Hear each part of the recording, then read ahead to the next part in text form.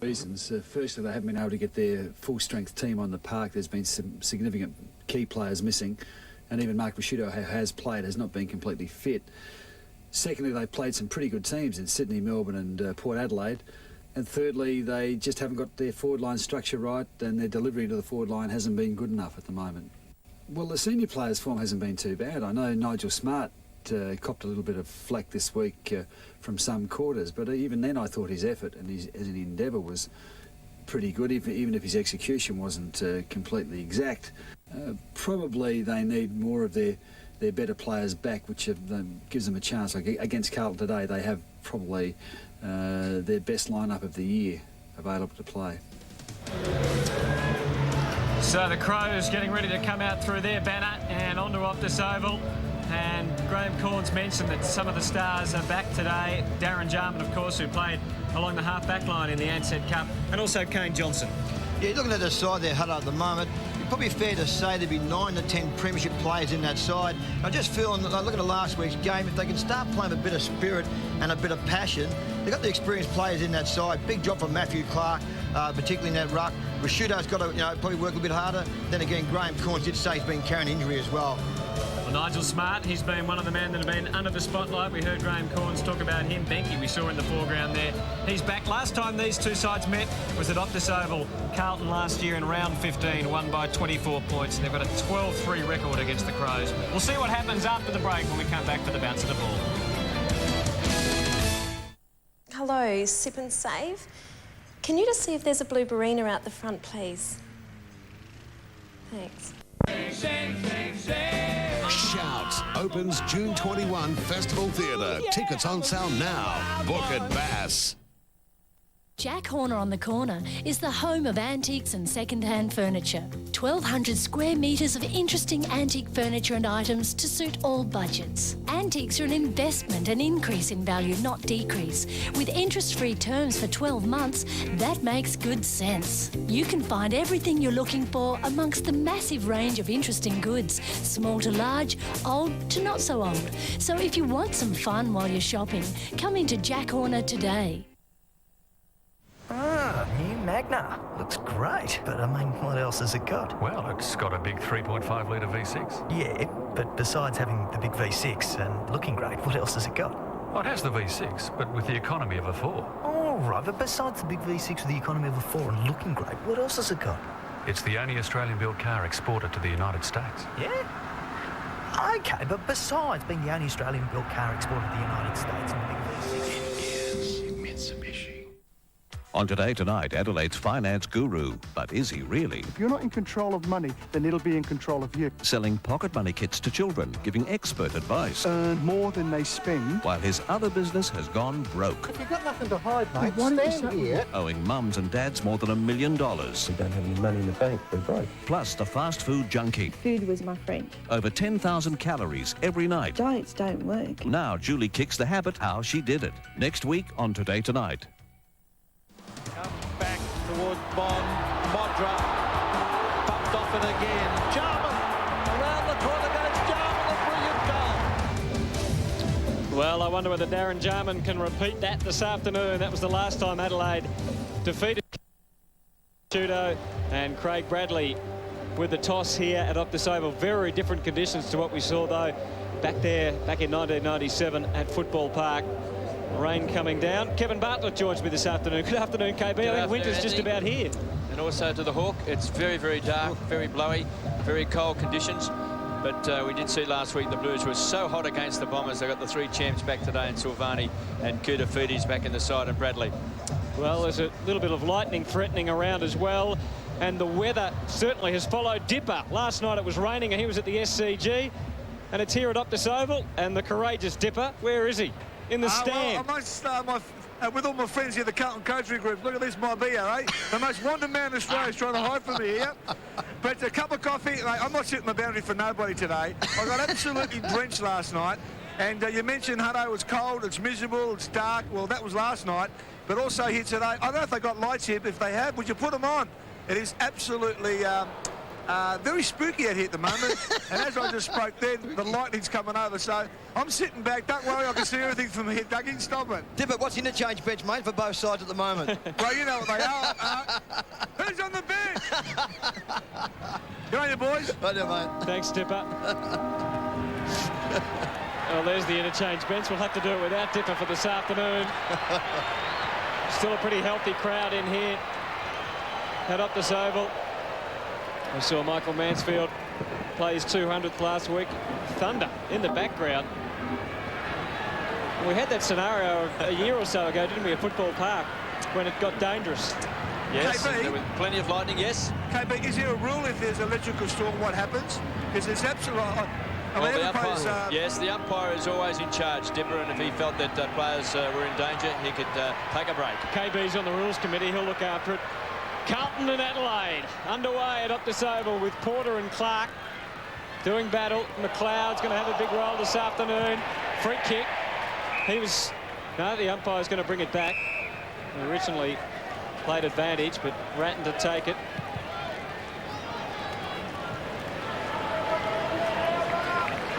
Favola in the goal square for Carlton at the other end of the ground.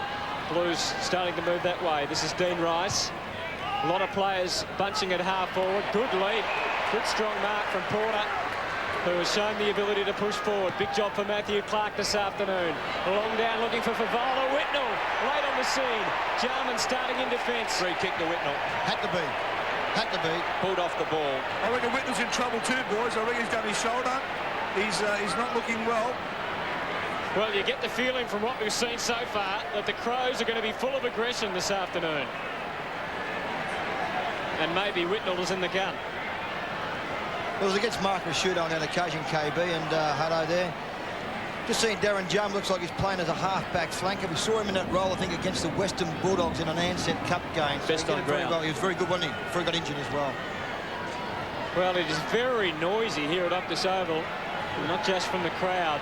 The thunder, which we can hear echoing in the distance. The rain is not amazingly heavy at this stage. The wind has actually dropped a little bit, but Whitnell shouldn't have any problem steering this one through. Well, he went very close to kicking a point, and he has in fact kicked the point. He might still be seeing stars. No, I don't think we can offer any excuses there for Lance Whitnell. His form this year hasn't been up to scratch. That would have been a terrific start for him, but it was just a shocking kick. So maybe it could be Adelaide's day. Thunder, lightning, wind at Optus Oval. Might be just the conditions they need to lift their rating. Houlihan gets the ball back. Ratton, quick kick, going to ground. Could be a little bit slippery as well. Has been running before the game. Hart's got it. Cross half back. Just shares the ball around. This is where Jarman might be so dangerous. But the kick was a poor one in the end. Goodwin actually lost his footing. So a good chance to Favola. You see him sliding into the fence. There's a Crow player, Ken McGregor's coming off the ground, I reckon. He's limping at the moment. He's just picking up Whitnell now. Have a look at him. We'll have a look at that too. McGregor coming off the ground, but Favola looked like an Australian fieldsman, sliding into the fence. We saw Ricky Ponting do that. Injuring himself badly. Lappin pushed off the ball. It's going to be pretty tough today, Doug, under these conditions. No, I'll give you the bench. For the Blues, you've got Backwell, Mansfield, Manton and Houghton. And for Adelaide, we've got Shirt, as in the singer, and Big Lands, Johnson and O'Loughlin, Ricky O'Loughlin. McGregor doing the ruck work this time with Whitnell.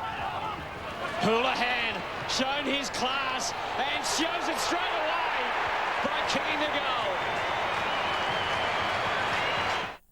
They're our first line of defense, ready to protect us against any threat. Initiating stealth mode. But what if the enemy was one of them? We got ourselves a broken arrow. Broken what? That's what we call it when we lose a nuclear weapon. The only thing more dangerous than what he knows... The clock is ticking. ...is what he's prepared to do. $250 million. I don't know what the big deal is. I really don't. John Travolta, Christian Slater, Ford presents Broken Arrow, Sunday on 7. And we can just see there the black armbands also being worn by Carlton for Mickey Crisp, 92 years of age, a former captain of Victoria, captain of Carlton, twice best and fairest winner, nearly 200 games, and he passed away at 92 years of age. He's in the Hall of Fame at Carlton. Porter with the ball. McKay will be tough in these conditions. Thumped away that time by Bradley. The veteran continues to do it well. Got good support from Freeborn across half-back. And you can see Hume goes to ground. That was nearly a very clever mark. Coming through hard was hard. He's given away the free kick. McGregor off for the Crows and Sure on. Sure is on, number 5 for the Adelaide Crows.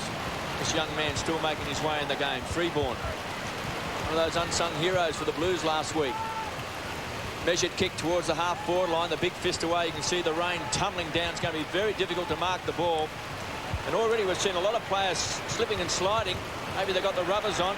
Jarman headed the ball out towards Smart. It could be a dangerous kick. They're going to close very, very quickly. Bang! And Risciuto has lined up Houlihan. He ran straight past the ball. So already he's been very physical.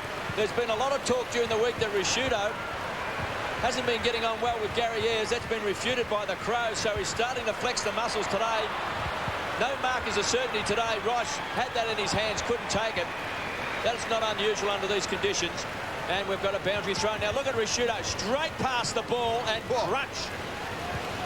Well, it looked like it was a Shepherd. I guess he could potentially have been in the contest. There's Ken McGregor, who we mentioned came off. He was going to have the job on Whitnell, so that is a blow structurally for the Crows in their performance this afternoon. I think Ratton's kicked that out on the full, hasn't he? Yes, he has. Well, I'd be very surprised, as I mentioned earlier, and don't forget, you can check our internet address, i7sport.com.au, for all the latest AFL news. Surprised if the Crows haven't been told just to go out there and make Carlton earn every kick and every chance you get them to just feel a bit of physicality, as Barras would say. There's Vardy, already some pushing and shoving down there. Hickmott's there as well.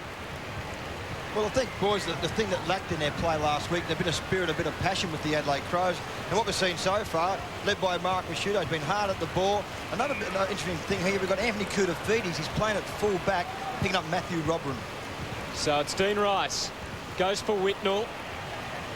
Looks like it might be Stevens with the job on him now. Beaumont, who was so good last week, takes the mark. The Blues are 1-1-7. Camporelli not in the team, replaced by Backwell, out with an injury. No one within 90 metres of Carlton's goal. There's Favola playing on the forward line. He's virtually in the back pocket. Loose ball inside 50, chance for the Crows. Plenty of muscle, bang, there's a free kick in the back. It will go to Adelaide.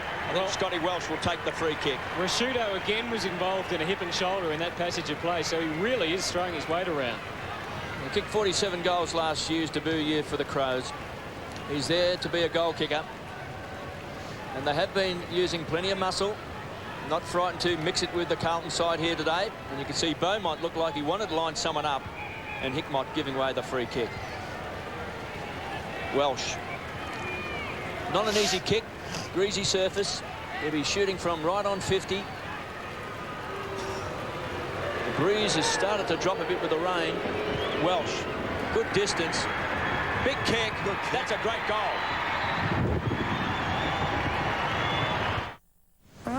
New Magna. Looks great, but I mean, what else has it got? Well, it's got a big 3.5 litre V6. Yeah, but besides having the big V6 and looking great, what else has it got? Well, it has the V6, but with the economy of a 4. All right, but besides the big V6 with the economy of a 4 and looking great, what else has it got? It's the only Australian-built car exported to the United States. Yeah? OK, but besides being the only Australian-built car exported to the United States and the big V6... Mitsubishi. So 1-1-7 Carlton. Adelaide 1 straight 6 as we look down towards the Carlton forward line. It's a 3-man forward line at that end. Although Darren Jarman has pushed back to provide the extra man for the Crows. And those flashes you can see are lightning.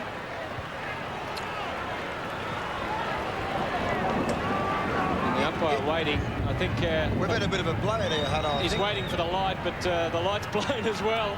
The lightning, I think. Well, the umpire doesn't have to wait for the light. After 30 seconds, he's in full control of the game and should bounce the ball, which he's done. Got the tap down. Houlihan over the top, McKay. I think we're going to see a lot of those this afternoon. Well, why wouldn't the ground lights be put on? Would that be a fair... Well, they don't really have ground lights here. They've got a few training lights just around the edges here, Doug. And I think that they might find that a bit off-putting, just have a few lights here and a few lights there. Be like training, you go and hide out in the pockets. Clark against Porter, who got the tap. Jarman, you see him coming off half back there. Edwards over the top. And the Crows getting it forward, and it's pretty open there at centre-half forward. Rashudo now playing on Beaumont. Welsh skidding through. Vardy was so damaging last week when he came on. Not a bad effort, just couldn't quite screw it back. So the score's level, and the Crows, after Carlton kicked the first goal, have made a pretty good start here. They certainly have, Hutto, and we were just talking about their forward line before with Smart playing on half-forward line with Rashudo. Peter Vardy's one of those important players too. He's the guy who can kick you 3 or 4 quick goals, and a very handy half-forward flanker, which he is. We should mention to our viewers that it's a lot brighter on the screen due to the television cameras than it is here at the ground. It's very, very dark. And of course, the cameras lift the lighting. Here's McKay from half-back. It's going to be very difficult to mark the ball. Tough for forwards, good for backmen. No doubt. You can hear that thunder. My understanding of the rules, you asked before, was from Dipper, is that if an umpire feels there's any danger out there with lightning and players could be struck or in danger, well, they can stop the game. If the game stops for more than 30 minutes, if it's before half-time, it's a draw. And if it happens after half-time, the side that's in front takes the points. Here's a chance. Massey has that smothered off his boot. We'll see plenty of that today.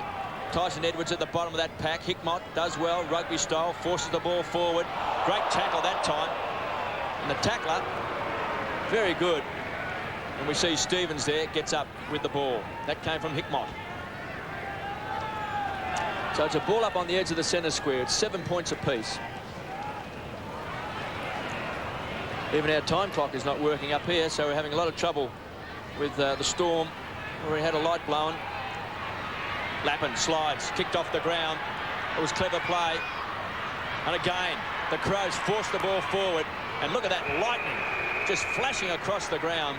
We've got a boundary throw in, hard up against the point post. I just reckon the conditions we have here today too, boys, I just got a feeling this may be an 8 or 10 goal game. I don't reckon there'll be a real high score kicked in these conditions.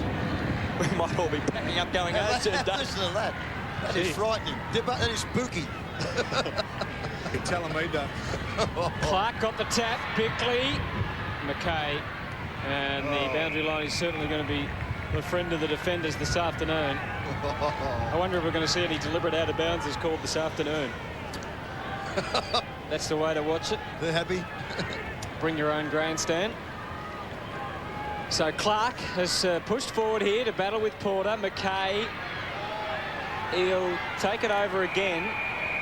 I think in that situation, maybe the forwards need to just back off a little bit and try and make it obvious that the defender's taking it over the line. There's a lot of flooding. No doubt about that, Hutto and KB. Not one player past the centre square here in forward line for Carlton or down the ground. The ground is just stacked with players. More claps of thunder. Free kick. Umpire must have got bored there, picked out a free kick, gave it to Porter. Porter from that last line of defence. Good distance. Kicks wide. And there's a great mark for Vola. Now you can't pay advantage, so the ball has to come back to Brendan Favola. He's on the half-back flank. And the whole wave of players all just moving on the ground to the next possession. Yep. Still hugging the boundary line. Another good grab. Taken by Whitnell. The kick is an absolute shocker. He's missed a sitter early in this game. Pulled off the ball. That was Sher.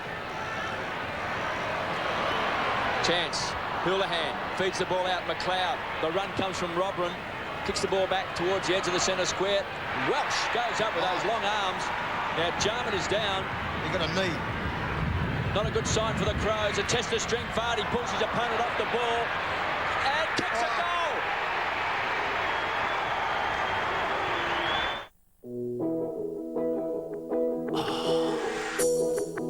Insure your home and contents with the company you trust. Because life can be tough without your TV. Hello? Yeah, look, I want to quit smoking. Sure, well, you've taken the first step. That's great. Planning ahead is really important. And I can send you a quit book if you'd like. Call Quitline on 131 848. 131 848. Well, this is what happened to Darren Jarman. Yeah, slid here, got accidental elbow. Actually, you did catch him in that eye, didn't you? Yep. See him there squinting. So he's off with the blood rule. There's another one coming off, McKay, I think. Yep. So a great start by the Crows. Vardy may have been a little lucky to get away with that last one, but you take your chances. A little lucky. a lot lucky. He did drag him off, didn't he? I mean, it was a fair call, KB. I think you're pretty right there. It's a definite free kick. But you'd expect it to start from Adelaide, wouldn't you? I mean, after last week, you know, you've got to show something. Well, they have. And now McKay replaced by Mickey Mansfield. Played his 200th last week. And straight into the action on the wing. The tactics of both sides will be very interesting. At the moment, the Crows have got a lot of players around centre-half forward. Anyway, the ball bounced. Porter didn't guide the ball exactly where he wanted it, but Hume coming through did well. Lappin, you would think, would be a pretty dangerous player for them this afternoon with the ball on the ground so much and the ball out of bounds. Been a very good player for them since he came across from the Saints, Matthew Lappin. Porter again feeding the ball out. Bradley couldn't take it with him. Kept it in. Well done. Unfortunately, there was nobody there, but sure. And it's, I guess, a little more dangerous today to switch play. On this occasion, it should be okay. Stenglein just banging onto the boot, ahead into the space, gaining ground, and Rashudo happy to see it over. Of course, Rashudo, there was concerns for his health last week. They thought he may have had something wrong with his heart. He was having trouble breathing, but tests didn't show anything during the week. Oh. There was a suggestion he had cracked ribs, but I think we can throw that suggestion out the window the way that he's crunched a couple of players early in this first quarter. Sorry, Doug, did that scare you then, that clap of thunder? It was fairly loud, that one. Dougie was actually under the desk here in the commentary box. For those I'm actually under the seat myself, between someone's legs here. I'll leave that alone, Dipper. Edwards gets it down. Rashudo looking to get the ball moving. Crows doing well. A little bit short, that kick from Rashudo. Bickley had no one to give it to. Took a long time. Was that a throw or a scoop? Doesn't matter now. Blues well. Oh, that looked like a throw to me. Yeah, he ducked his head by a month, but he's still got a high tackle, so he'll take the free. I would suggest Bickley just scoop that ball up. Pretty hard to slap it on under those conditions. Ball to the half-forward line. Well, most of the Carlton players are up towards the centre of the ground and beyond. Coming out hard was Cooter. Picking up Matthew Robran, kicking the ball off the ground, McLeod. Now you can see here's Whitnell, across half back, does it well, just feign the handball, sets it up short to Hume. And again, even that seemed to be a bit difficult to take. Kick in front to Ratton, good take on the half volley, well smothered off the boot, coming through hard that time. Good strong play, that was Binky. Saw him kick 5 goals against Collingwood last year. Binky. Good hands, any KB. Good hands. Good mark for his size. And as the thunder roars, McKay getting ready to come back onto the ground. Jarman's back on for the Crows, so that's good news. McLeod beaten that time by Bradley. Done a couple of very handy things in his first term for Fowler. Well done. Hart just weaved his way out of trouble.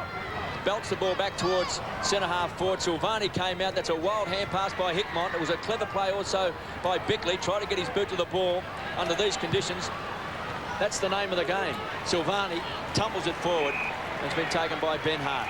And you would think that we'll see a few chest marks too today, wouldn't you, in these conditions? Jarman recovered. Gets through. OK, he's got a couple of options on the outer side. Stevens advancing down the ground. Still got space in front of him.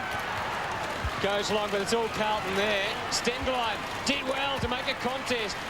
Trying to barge his way through then. There's Welsh, but he's well wrapped up, and the rain increases in velocity. At this stage of his career, I think Darren Jarman across half-back is a fantastic move, because without a player tagging him, hanging on to him, Doug, he's going to set up a lot of attacks across half-back. No doubt, OK, but he's got the ball in front of him as well. Well, it was a great tap by Clark, but unfortunately the snap at goal. OK, but you probably think too that Whitnell's doing that for Carlton as well. That's why he's down there at the moment. So two very classy players playing opposite ground. And I think just looking at the signals going out, Stevens, who's on Whitnell, has just acknowledged that he's going to stay with him even when he pushes back into defence. Rice squeezed up on that point post, kicks the ball to 50. Chance, that was Tyson Edwards. Anything dangerous inside 50. Nearly a juggling mark taken by Rashudo. Kicked off the ground by Beaumont. Quick hands required, and Hickmott did it well. Just wobble the ball forward. They'll need plenty of numbers. Goodwin around the corner, high ball. Silvani get back. Big pack. Binky nearly took the grab. That was Stengline with a quick kick. It's tough in the clinches. Plenty of body on body. Tyson Edwards is there as well. Porter tries to knock the ball on. Taken by Ratner. It was a short handball. It didn't come off. And Koutafidis kicks it back over the line on the full. You just think the ball will be like a piece of soap at the moment. That's slippery out there for him. Laddams takes him on. Runs to 50. Big kick to the goal square. Backing back. That was smart off hands. Boundary throw in. What are the rules today, KB? If you were a coach, what would you be telling the players in these conditions? Oh, nothing fancy. Kick the ball forward, as far as you can. Kick it off the ground. Knock it with your body. Just try and keep getting that ball as many times as you can inside 50 and just see if a few mistakes will take place. Smart applied the tackle. He applied it correctly according to the umpire. That was pretty good work off the ground. Good hand, Stevens. Jarman using his skills to get through. He loads up the big Torm. Just a little bit offline, but a good mark. Was it a push? No push. Varney's going to play on and try and kick the goal. He's done it. It's his second.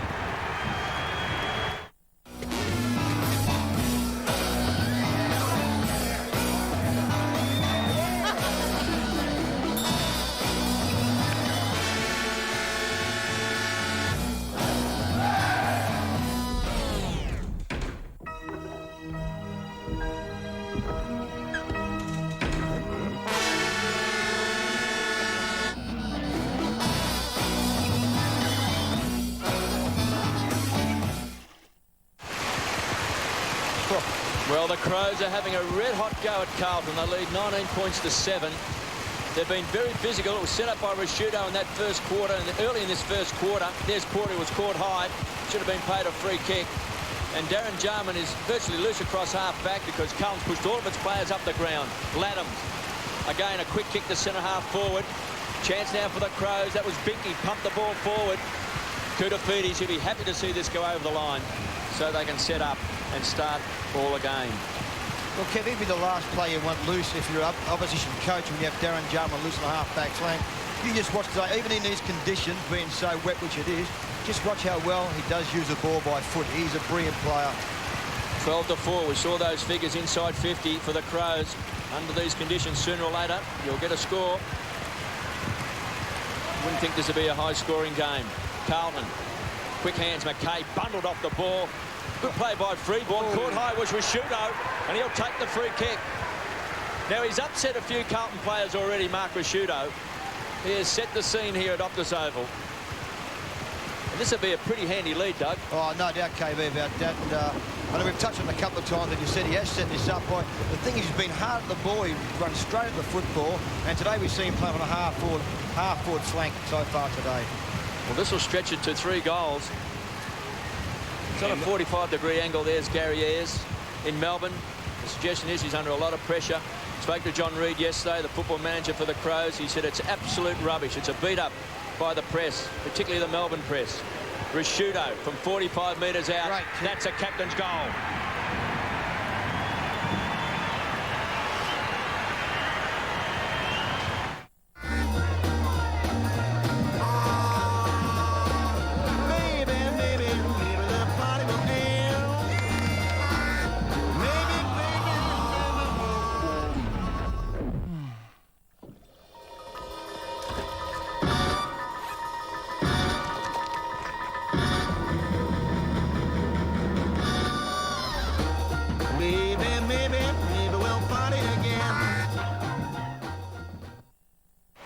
Well, that was an enormous goal. Speaking of enormous, that lightning that flashed across on the other side of the ground then was extraordinary. We've actually lost our own vision up here in the box. Yeah, so everything's gone out here at Channel 7, but we'll continue on. Hickmott getting the ball back. The Blues just trying to mount something. The Crows are ferocious at the moment. McKay, Ratton, Edwards was with him. Just trying to soccer it on Bradley. Smart. Gee, it's bodies on the line stuff this afternoon, isn't it? And the Crows are leading the way, 4-1 to 1-1. I think Bradley may have got hurt in that occasion, tried to kick the ball off the ground. There'll be a few tired boys after this contest, let me just say that. Gee whiz. Well, the Blues are coming off a big game last week against the Bombers. There was always the chance that they may come down a peg or two, and the Crows are definitely having a real crack at them in this first term. Loose ball on the edge of the centre square. Tyson Edwards went in very hard. Hume also throwing his body over the ball. Chance for Bickley. It was kicked off the ground. The Crows continue to force the ball forward. Here's a chance taken by Binky inside 50. It's within 20 metres of goal. Here's Vardy, the goal kicker, around the corner. Off target, out of bounds on the full. Yeah, just for a stat here, inside 50 so far in this first quarter. Adelaide Crows 13, Carlton only 4. Well, I think it's indicative of the play. The Crows have been on top. Koutafidis pumps the ball back towards the half-back flank. The long arms go up of Porter, taken by Ratton. Always good in the clinches, head straight for the line. We've got a boundary throw in on centre wing. He's had 11 touches, KB. Brett Ratton's been pretty good up in that midfield. His opponent, the way I saw it, was Andrew McLeod, so he started very well about Brett Ratton. So boundary throw in on centre wing. 25 plays 7. We've played just on 25 minutes in this opening term. Porter, he won the tap. Ratton just interfered there, but managed to... The Crows still getting it forward. Rashudo again. Bickley. Freeborn going in for Carlton. McKay. Free kick paid going the Blues' way. McKay has been one of their best so far, coming up for his 5th possession. Onto the wing. It's being so competitive around the packs, but Lappin able to take it away this time from Shirley and get the ball up to half forward. Jarman. Quick kick Stevens back up onto the wing. Clark presented himself. No high tackle. Carlton fans wanted it. Yes, Backwell thought he had a free kick. Through Rashudo's hands, Smart. Trying to force it forward, Fletcher towards the boundary line. McKay. Benke there, tackling and harassing, and it's over and out. I did mention, sorry boys, I thought that Ratton was playing on Andrew McLeod. It's Darren Hume has the job on Andrew McLeod at this stage. 4-1-25, great start by the Crows. 2 goals to Vardy, singles to Rashudo, and Welsh free kick from that ruck contest, going to Nigel Smart. And the only goal kicker so far, Houlihan for the Blues. Oh, that was... Bit of a gangster slap, wasn't it? Yep. Darren Hume. Now it is just a massive players, a conglomeration about 25 metres out from goal. Smart standing about 75. I think there's a blood rule. Yeah, Hume, that is, boys. That's why he come off the ground. Mansfield is on the ground. Well, the umpire there just having a chat to Chris Massey. Look.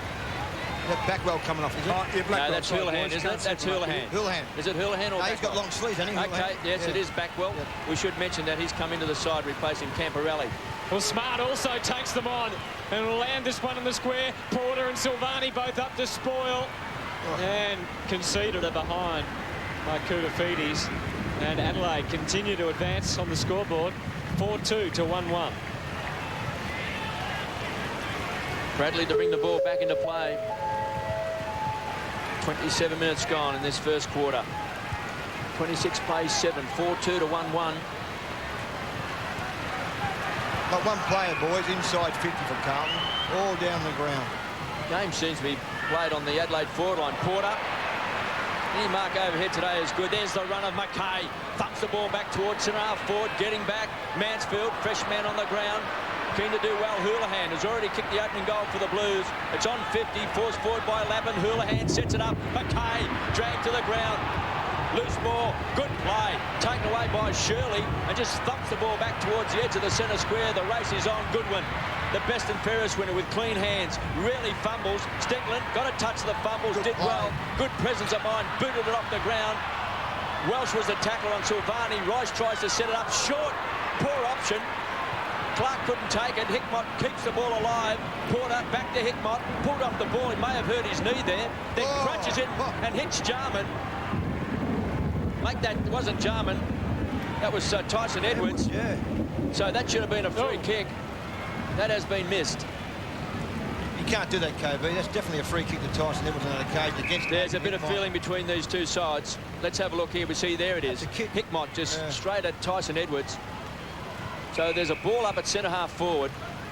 See, there's a bit going on there, wasn't there? And again, we'll take 2. Plenty of words. Yeah, you're going to, sorry, Kev, you're going to get that in these conditions, Hutto. It's going to be really hard and close. Look at Massey and Smart there, just grappling. forward. Good strong play. Taken by Goodwin. It came from Benke. Thumps the ball back towards the goal square. Kudafides with strength there with Robin. Once more, a boundary throw in just 10 metres around from the Crows' goal. And thunder and lightning here at Optus Oval. It's continued to rain since the start of this game. Conditions are tough. And the Crows have done so much of the attacking and so much of the scoring. And again, they find themselves inside 50. McLeod, the unlikely ruckman there, and Ratton just kicked it straight out of bounds. As the clock counts down, quarter's almost gone, 30 minutes so far. And Adelaide have done a great job to score 4 goals. Carlton, the overwhelming favourites coming into this game. Last week they, of course, upset Essendon. Maybe the Crows can do the same to the Blues this afternoon. Clark and Porter. Well done with the body from Clark. Opened it up well, shot the ground. Big chance, McLeod. Just missed anyway. And Adelaide go to 4-3. And even the behinds, you would think, in what could be a pretty low-scoring game, can really help you this afternoon. Just a couple of more stats here, boys. End of the sessions here at the moment. In total with kicks and handballs, Carlton had 64 and Adelaide only 58. So Carlton had more of the football. Finds Mansfield. That came from Bradley. Rice, the veteran, hands and knees. Been pinched by Edwards. Big chance for the Crows. Time clock ticking away. We're at the 30-minute mark of this first quarter. And that'll be 50. Well, I think we could class that as a bit of time wasting. Rice between fullback and centre half-back. He gets the run from Mackay. Been very handy. Ratton's already had 12 possessions under these conditions. Scotty Welsh has got it 6 times for the Crows. We see the ball taken over the line by Binky. I was going to say here, KB, when Hutto asked you about these conditions, you did mention the fact don't finesse with your handball. Adelaide's only had 7 handballs. Carlton's had 26. And most of those have been deep in defence, Doug. Yep. A lot of short handballs. Porter getting his hands onto it. Here's Ratton. Already had 12 possessions. Strong play by Goodwin in front. Vardy has kicked a couple. Good play by Laddams. Keeps it alive inside 50. Carlton under pressure. Hickmott just weaved his way out of trouble. Even Mackay couldn't get away his handball. Forced over the line. Good strong play by Vardy. We've got a boundary throw in 30 metres around from the Crows' goal. Mackay on screen. 2 marks and 6 possessions already for the All-Australian. Porter had Edwards the beat. And there's Rashudo with Ratton. Well, this quarter's now gone almost 32 minutes. And Adelaide leading by 20. Wouldn't they dearly love to get one more here? Clark against Porter. He's been using his body pretty well. It's been a stalemate, if anything, in the ruck between Porter and Clark. Fletcher's high kick. The 2-12s, Shirley and Latman flying for it. Siren sounds, ends a terrific quarter for the Adelaide Crows. In these conditions, they would be delighted with 4-3-27 and keeping Carlton to just 1 goal in the opening term, Dougie. Yeah, no doubt about that, Hutto. And I just like the forward setup of Adelaide with Smart and Rashudo down there. The good thing about those plays, they will keep the ball in. They make it a nice, tight and tough contest, which is going to be the way today. Unbelievable conditions here for football. Where's a root when you need one? 4-3-27 to 1-1-7 the score here at Optus Oval at quarter time. Seven's Football Telecast, proudly brought to you by West End Draft. West End, your thirst. McDonald's, mac your day. And Mitsubishi Motors. Exclusively on 7 News next week, we'll take you to icy mountaintops with our specially sponsored South Aussie Everest expedition, then into the desert in search of the Maori man. Special reports only on 7 News. The blue lake's what we ordered, wasn't it? Ordered the trim. If you've ever taken on a big job around the house, Well done. It's on plaster and there are holes. you'll know that getting the right advice Got to start with that. is what really saves you money. It's good value and there's a great range of colours. And a whole lot They're more. washable. They come in a whole range of colours also. Because the only thing better than knowing you did it yourself That's what I knew you could. is knowing how much you saved. 9 out of 10, out of 10, save you more. Kari Amici Australia. Cucinare non dovrebbe essere faticoso in cucina. Non con queste salse rivoluzionarie della Lagos. Questa è per il pollo alla cacciatora. Rosola il pollo, aggiungi la salsa e coprilo. 12 minuti dopo ci siamo. Un piatto degno di una regina. O un presidente.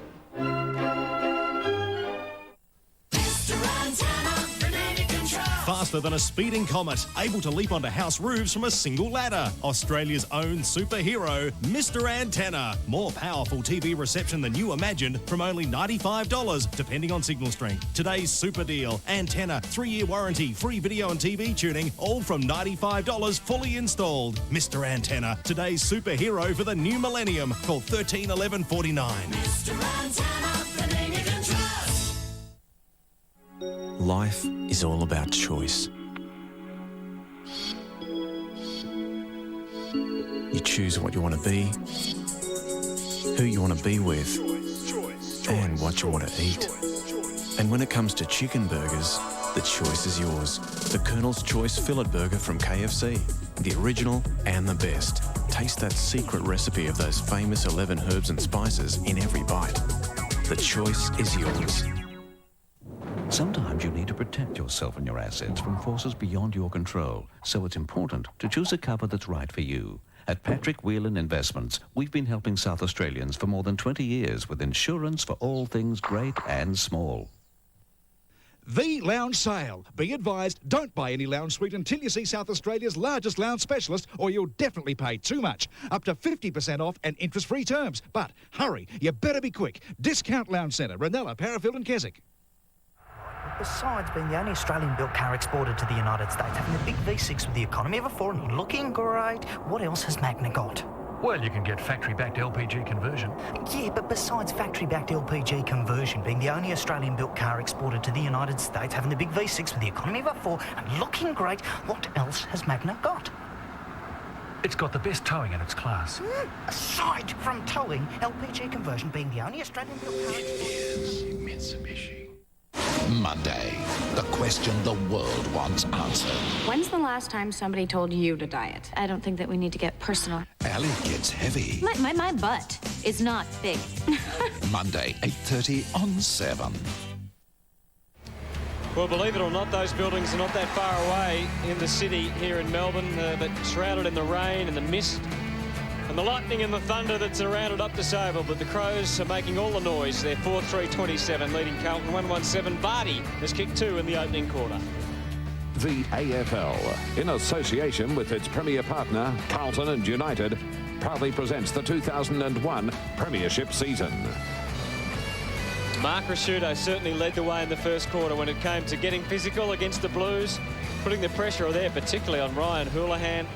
And at the other end of the ground, crunch into Brendan Favola. Let's go down to Dipper. He's got Greg Williams for the Blues. I certainly have fellow Brownlow medalist Greg. Well, what a day, but not a day to finesse, and obviously that's what Carlton did in that first quarter. Oh, I did, but full marks for the Crows. They were sensational, and they've got away to a great start, just what they needed, but it's up to us to, like you said, get in there, get the footy forward, don't muck around with it, and try and get some goals. Yeah, the Crows have come out very aggressive, and also the fact that Jarman in the back line there just setting up a bit of play. Yeah, Houlihan kicked one early on him, but he's done well since, Jarman, and obviously he sets him up from back there, so we're going to be on him this quarter. And the message there, mate, pretty simple. Yeah, in hard, in and under, get it forward and try and score some goals. Let's go. Thanks. Nice to see you. Wouldn't he be a good player on a day like today? Greg Williams. Loved it. Jeez, did he what? What about me? And you too, Dibbo. Good night, champ. Pretty hard to get a kick in the grandstand, Dibber. Yeah. Well done, Kevin. I just thought Kudo, I mean, he's been wasted a bit. He's down there playing at centre-half back on Matthew Robin. Kudo's only had the 2 touches. He's in the centre of the bounce now. There's Dipper running across there for the umbrella, Hutto. Yeah, he's heading to the grandstand. Absolutely. He was going to clean. I tell you what, he didn't used to stop when someone was in his way when he was on the wing in the old days. Straight at you. Adelaide 4-3-27, Carlton 1-1-7. We start the second quarter. Blues know they need to get moving. The conditions will be interesting to follow for the afternoon. No matter what happens, even if it stops raining, certainly it's going to be slippery underneath for all the players. But the ball, I guess, will be new for the first 4 or 5 minutes of this second quarter, so important to try and get a couple on the board. Yeah, it looks like Nigel Smart maybe run with Anthony Koutafidis now who's on the ball. Simon Goodwin's doing a good job on Craig Bradley. Bradley 1 touch, Goodwin's had 6. Well, again, Carlton have opened up with a 3-man forward line. The Crows have got 6 or 7 down there. Rashudo helping it on. Pretty open at this area, though. Silvani leading out. Take it away, Beaumont. Smart, who's been pretty good. He just probably hurried that a little bit more than he had to. But no mark is a certainty today. Massey went in. No free kick, and the umpire to bounce. Rashudo just knocked him off the ball. Leading possession getters for Adelaide in that first quarter. Stenglein and Walsh both had 6 kicks, as did Goodwin, and no handballs. Jarman had 6 possessions, 5 kicks and 1 handball. Clark getting his hands onto that one. They're inside 50. Oh, that was dangerous from Hickmott, trying to go up the ground. Played for a free kick, but won't get one. That is a great mark in defence. And the man coming up with it is Dean Rice. Very solid. Under these conditions, those marks so valuable. Going very short though, McKay. You have to be right on your own today to get those little outlets from defence, that's for sure. Hickmott certainly was in that situation for Vola, pushing down the ground. Make sure it goes over the line and out of bounds. And I guess that's a pretty fair result. If you get the ball on a day like today in the goal square defence and you can get it to the wing and back to a neutral situation, that's probably not too bad. I think Gary Ayres may have told his side today not to handball. They've had 7 handballs for the game so far. Brett Ratton had 6 for Carlton in that first quarter. 7 for the entire team. There's one there. Had to set it up. Long kick by Smart. He's over the line on the full. So they're trying to just force the ball forward with kicks. No doubt about that. Manton started the game on the bench. Hugs the boundary line. Koutafidis thumped away that time by Smart. Taken away by Goodwin. Half ricocheted off the boot. Tyson Edwards was there. Goodwin again hits the ball hard. That was a good tackle by Bradley. Lappin, look away handball. McKay can't get past. Some great tackling by both sides. Lappin tumbles it forward. Trying to take the ball was Whitnell at ground level. Hard to do so. Look at the courage there. Sliding under the ball was Goodwin. Take a bow. Well, he was in 2 contests on the half-forward flank. Then he just rushed up here to the half-back flank. Really setting an example. Goes wide. Finds Stevens. Just slides past Whitnell. Kicks the ball back towards centre-half forward. The big fist. That came from Stenglein, set up by Welsh. Rashudo got it away to Smart, sets it up. Becky is a goal kicker. And again, off hands for a boundary throw-in. And a bit of a smile. They lead by 20 points under these conditions. I reckon that's equivalent to 6 goals. No doubt about that, KB. And just watching Simon Goodwin, I just touched on that before. He's been terrific, got the job on Craig Bradley. He's had 7 or 8 touches himself, with Craig only having the 1. So he's done a terrific job on Bradley. Well, Porter found front position then, but the Blues able to get it out. Knocked away by Shirley from Lappin. Welsh. Quick kick forward again by Shirley into the danger area. Freeborn applying the tackle. McKay, Ratton. Tackling from Vardy was good. Lappin deep in defence. Shirley, good hip and shoulder. Smart. Oh, just picked it up. Kept his momentum going. Got through the legs, tunnel ball style. Extraordinary stuff. Smart, he's still going. Laddams across the body. Robran, can someone take a mark? Stenglein tried. Vardy wheeling around, had a shot, squeezed it out. Not a bad effort from Peter Vardy. That's his 3rd. Well, inspired football at the moment from the Adelaide Crows. Well, in the new series of Cold Feet, one of these couples will split. Can you guess who? One woman will give birth to twins. Can you guess who? One of them will find a new lover. You'll never guess who. it can sometimes put a smile on your face. It can sometimes bring a tear to your eye. And it will always entertain. Hello. I hope you haven't got skid marks on that sofa. I'm sure that mark was there before. The new series of Cold Feet, Tuesday 9:30 on 7. Well, Carlton kicked the first 1-goal-1 of this game in the first 3 minutes. They haven't scored since. Adelaide have kicked 5 goals. Koutafidis has been thrown inside that centre square. Mansfield goes to ground. McLeod did well. Kick half smothered again off the ball. There's a chance for Stengline, sets it up, and Tyson Edwards squeezes along the boundary line. Can't keep Matthew it in Lappin's play. in trouble there, boys. I think the ball just, when it was kicked, hit him right in the throat. You can just see him holding his throat there, number 12. Crows by 26 points. Ratton's in trouble as well. He's got an injured ankle. Beaumont has the ball. He's on centre wing. Hickmott on a lead. It's been ignored. Kicks to a big pack of players. Long arms went off. Ratton, who was paid the mark, he played on. Inside 50. Not a kind bounce for Jarman. Good one for Houlihan. Now this ball's going to bounce towards the goal square. McLeod, he'll be happy to just to slide it over the line. Freeborn wants a free kick. They will get a boundary throw in. Don't forget i7 Sport. One of the Channel 7 commentators always in the chat room on a Sunday night at 7:30 if you want to log on. Chance for the Blues. Pulled off the ball was Whitnell. Taken out of the contest. Freeborn. Paddle the ball along in front. Danger here for the Crows. The Blues can just sniff a goal. Picked off the ground. That was good play by Edwards. Chance for Houlihan. He can trap it across the half-forward line. Mansfield's the target. It was a hard one to take. The Chorrett Gamer got his body over the top of the ball. Going in hard was Bickley. Ratton always cleans up to Houlihan. Pulled off the ball. Short kick to Lappin. He was trying to find McKay. Ratton under pressure. Belts the ball back over the line. And that's not out of bounds on the full. It's just landed in. It was very, very close. They've got a boundary throw in the Blues. It was very, very close. It was a huge break here, Hutto and KB, for the Adelaide Crows.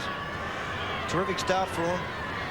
Well, it's just interesting to watch the players. Some seem to adapt to these conditions better than others, don't they, with their thinking, with their processes. I must say, though, the rain has stopped. The conditions have improved a bit. Still very slippery. The Blues dangerous. Lappin couldn't take it. McLeod. Clark won't probably get there in time. He interfered. He was there late. Oh, the umpire paid advantage. Well done.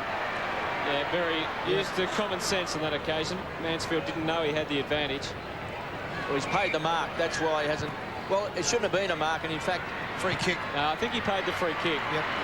Edwards, fell over, dropped it, would want to get rid of it quickly. Great smothering down there. The Blues really attacking Freeborn. This is a quick kick, though, from Hart. And they should get out of trouble. Jarman taking the mark, coming in for his 7th possession. Onto the wing. Benke, well tackled.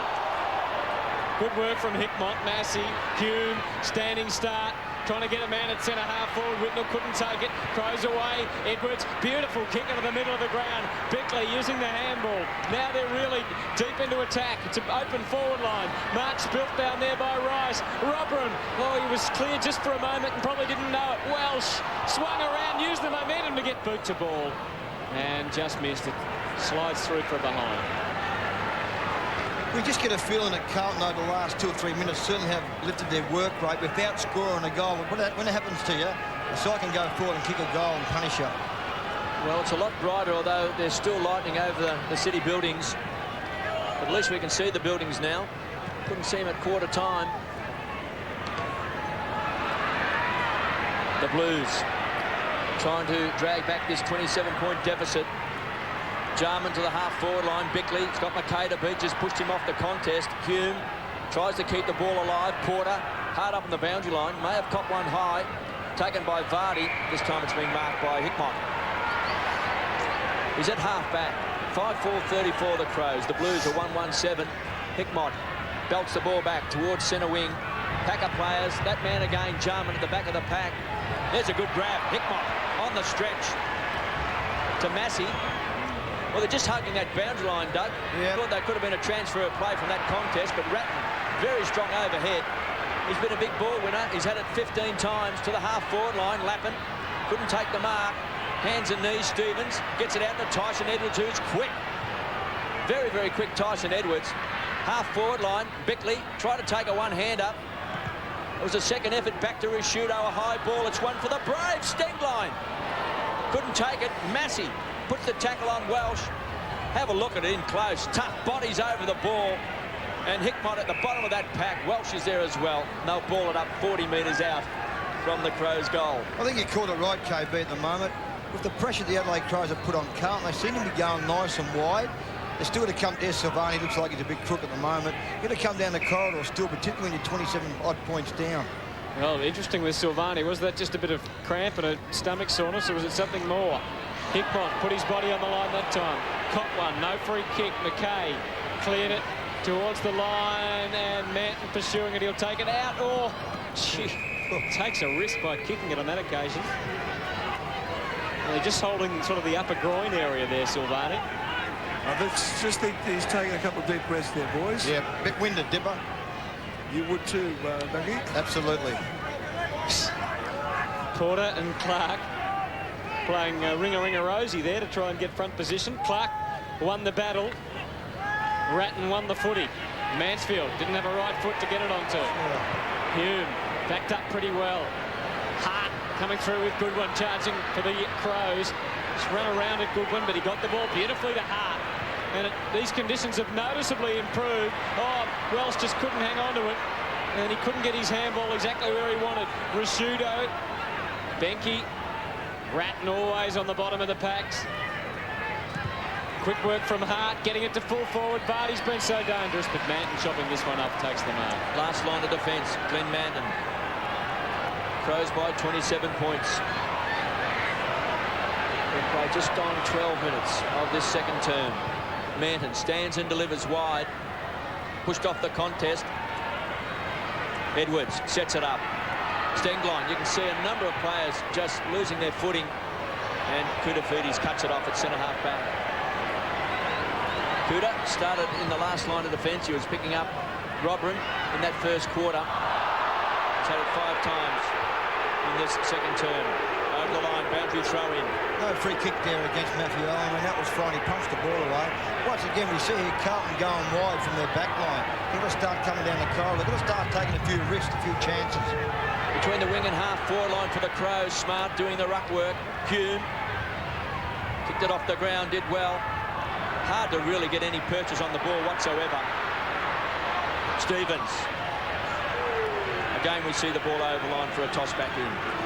Just reckon, boys, if I was Brendan Bavola, I'd be playing more or less deep inside 50. I wouldn't be bringing Ben Hart up the ground. He's been terrific, Ben Hart. He's had 7 touches now, and certainly on top of that contest. Well, it's been a long time since Carlton actually scored. They kicked that first goal. Hurlhan kicked the goal. It was very early in that first quarter. Yep. Silvani coming off, boys. 3 minutes in there. Silvani coming off. He is favouring the leg, although he always runs like a little strangely, doesn't he, with the bow legs. Crows have pushed an extra man back in. Hart just to the left of where we'll see the contest in a minute. So they've got a fairly open forward line, 2-on-2 down there. Koutafidis. Hart, here he is, coming off half-back. Has the time. Went for the handball towards the line. Well, they worked it pretty well then in the conditions.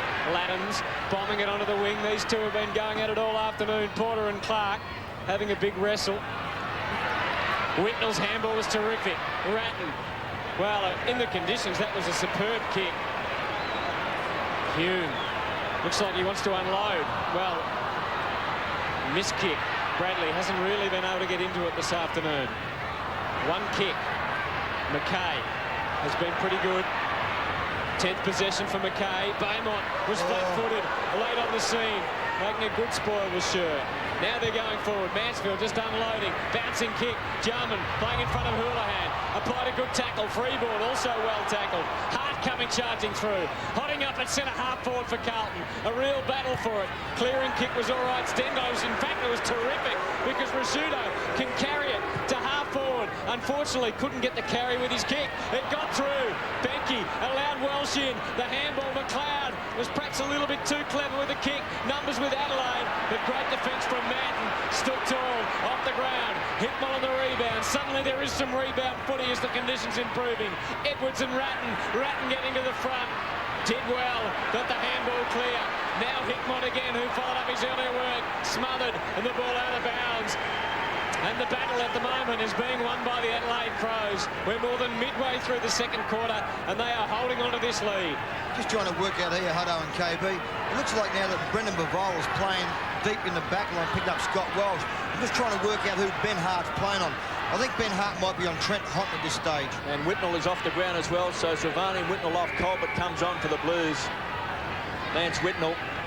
He looks all right, doesn't he? I don't think 5 it's an injury possessions. problem. He's had 5 possessions, 4 kicks and a handball. He's made the contest, hasn't he? But there we are. Hart is on Trent Houghton. Favola now down the back line. So Porter and Clark, they'll lock horns, they'll come together. Porter does well, got his hands on the ball, and Laddams takes the ball over for a boundary throw. And that man on screen, Brett Ratton, has had it 20 times. 20 times so far, and we've still got 8.5 minutes left in this second quarter. Gary Ayres on the blower.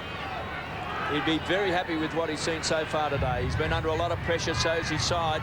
We noticed before the game that Cornsey said that they've played Sydney, Melbourne and Port Adelaide, 3 very good sides. They've really stepped up a notch today. Smart. And maybe it'll be a couple of their old timers. That's out in the full. Yep, it was. Touch, said the umpire. Okay. That's extraordinary. So it looked like it was out on the full, but the umpire's working together. Now let's have a look at this. There's the kick. Bounce. No doubt. So well done by the umpires. We're looking at from a back view here from the Channel 7 broadcasting position. And the umpires have done it well. Colbert, fresh man on the ground. Dangerous kick. Koutafidis gets back. Couldn't take it. Taken to the field. Was taken down by Smart. They'll come away Jarman. So the 2 old heads combine.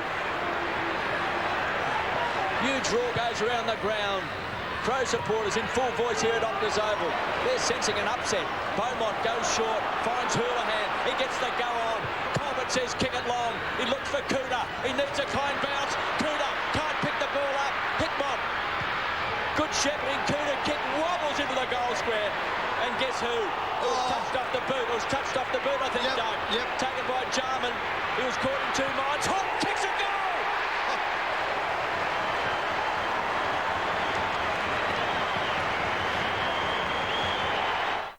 Heard the latest?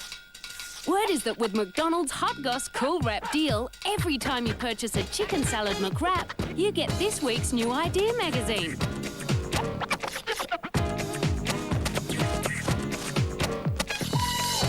McDonald's Fresh Chicken Salad McWrap, now with this week's New Idea magazine, so you can catch up on the freshest gossip around.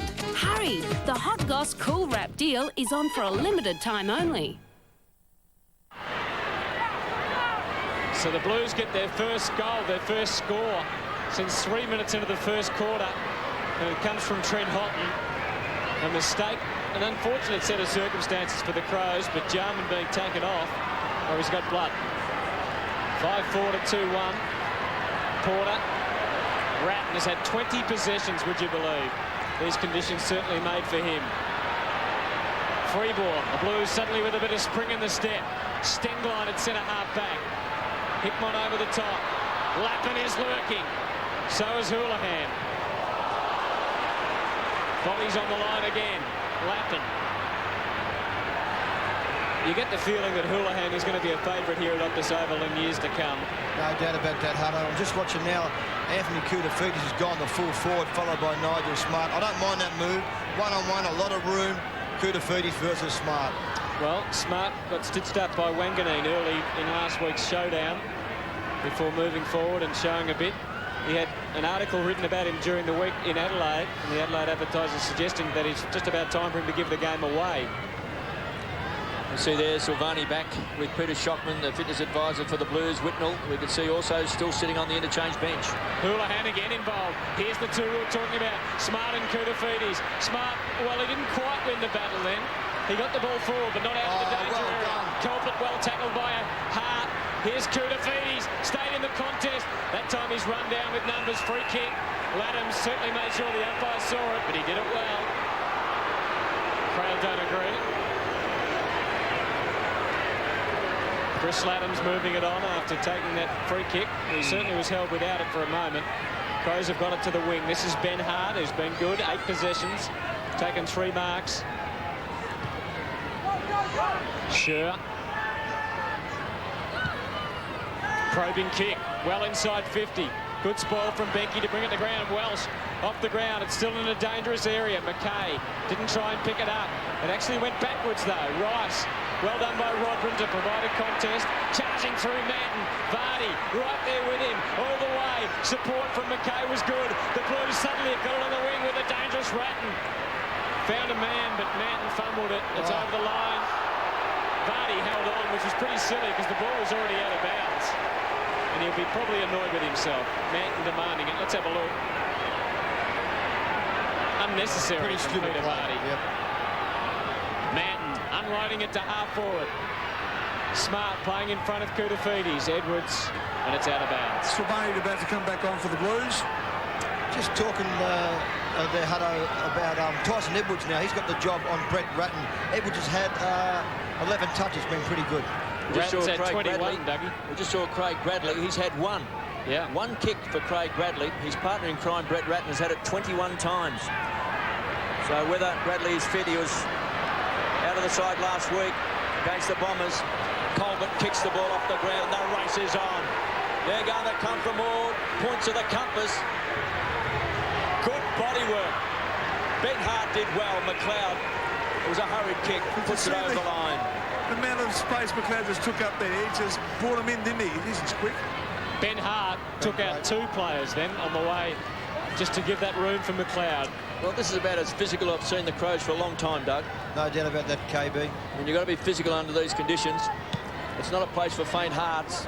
Rhett Biglan's has been sitting on the bench. He's now on the field, and it's been marked by Laddams. Pick up from the Bombers. That lead there is on from Binky. Also, Welsh says, kick it to me. So Welsh will have to go hard, knocked out of the contest. Massey, can he clean up? Kicked off the ground by Johnson. Keeps it alive across the half-forward line. Beaumont squeezed up around the corner. Great defensive punch came from Bickley, because Ratton is the danger man. Held off the ball also was Bickley. Trying to crash his way through was Mansfield. He's been poleaxed into the ground by Goodwin. And we've got a ball up, good 60 metres out from the Crows' goal. There's Silvani. Still doesn't look 100%. Pretty important last 5 or so minutes here, isn't it, in the quarter? There's only been 1 goal kicked each for the term. So it's all tied up. There's Silvani. Now, whether he's hurt his arm since he's come back onto the ground, but he certainly looks sore. Ball up. Ratton keeps that body in line with the ball. Hickmott caught by Goodwin. Bradley, just his second touch for the afternoon. Now the whistle is gone. Free kick to Porter against Biglan's. I just reckon, KB, if you're a coach, with Craig Bradley struggling a bit, only pulling forward, maybe playing deep in the forward line next to Kuda, and put Simon Goodwin back there out of his normal position. Porter is looking for Houghton. That big fist came from Stevens. Now Houghton's got the free kick. The signal from the umpire was that he was held. Now Crows players rushing back to get into the defensive 50. Houghton from the centre wing to the half-forward line. Fletcher's a target. Knocked out of his hands by Kane Johnson. So a boundary throw in. 34 plays 13. They lead by 21 points, and they led by 20 points at quarter time, the Crows. Johnson has spent quite a deal of time on the interchange bench, coming back into the side this afternoon. Bickley had spilled out. That man Ratton, another possession. Freeborn just helping it on. Hickmott the same. Silvani's gone forward. Lackman found a path. Important kick for the Blues, and you wouldn't want it in anybody else's arms. Besides being the only Australian-built car exported to the United States, having the big V6 with the economy of a 4 and looking great, what else has Magna got? Well, you can get factory-backed LPG conversion. Yeah, but besides factory-backed LPG conversion, being the only Australian-built car exported to the United States, having the big V6 with the economy of a 4 and looking great, what else has Magna got? It's got the best towing in its class. Aside from towing, LPG conversion being the only Australian-built car... It is Mitsubishi. 3 minutes left in this second quarter. It's been a very tough first half, and the Blues are starting to drag this game back. They trail by 15 points. Houlihan. Lappin, dangerous player. Couldn't quite get the bounce he wanted. He's got Shirley to beat. Now the whistle is gone. And that free kick is going to the Crows. Lappin, a shake of the head.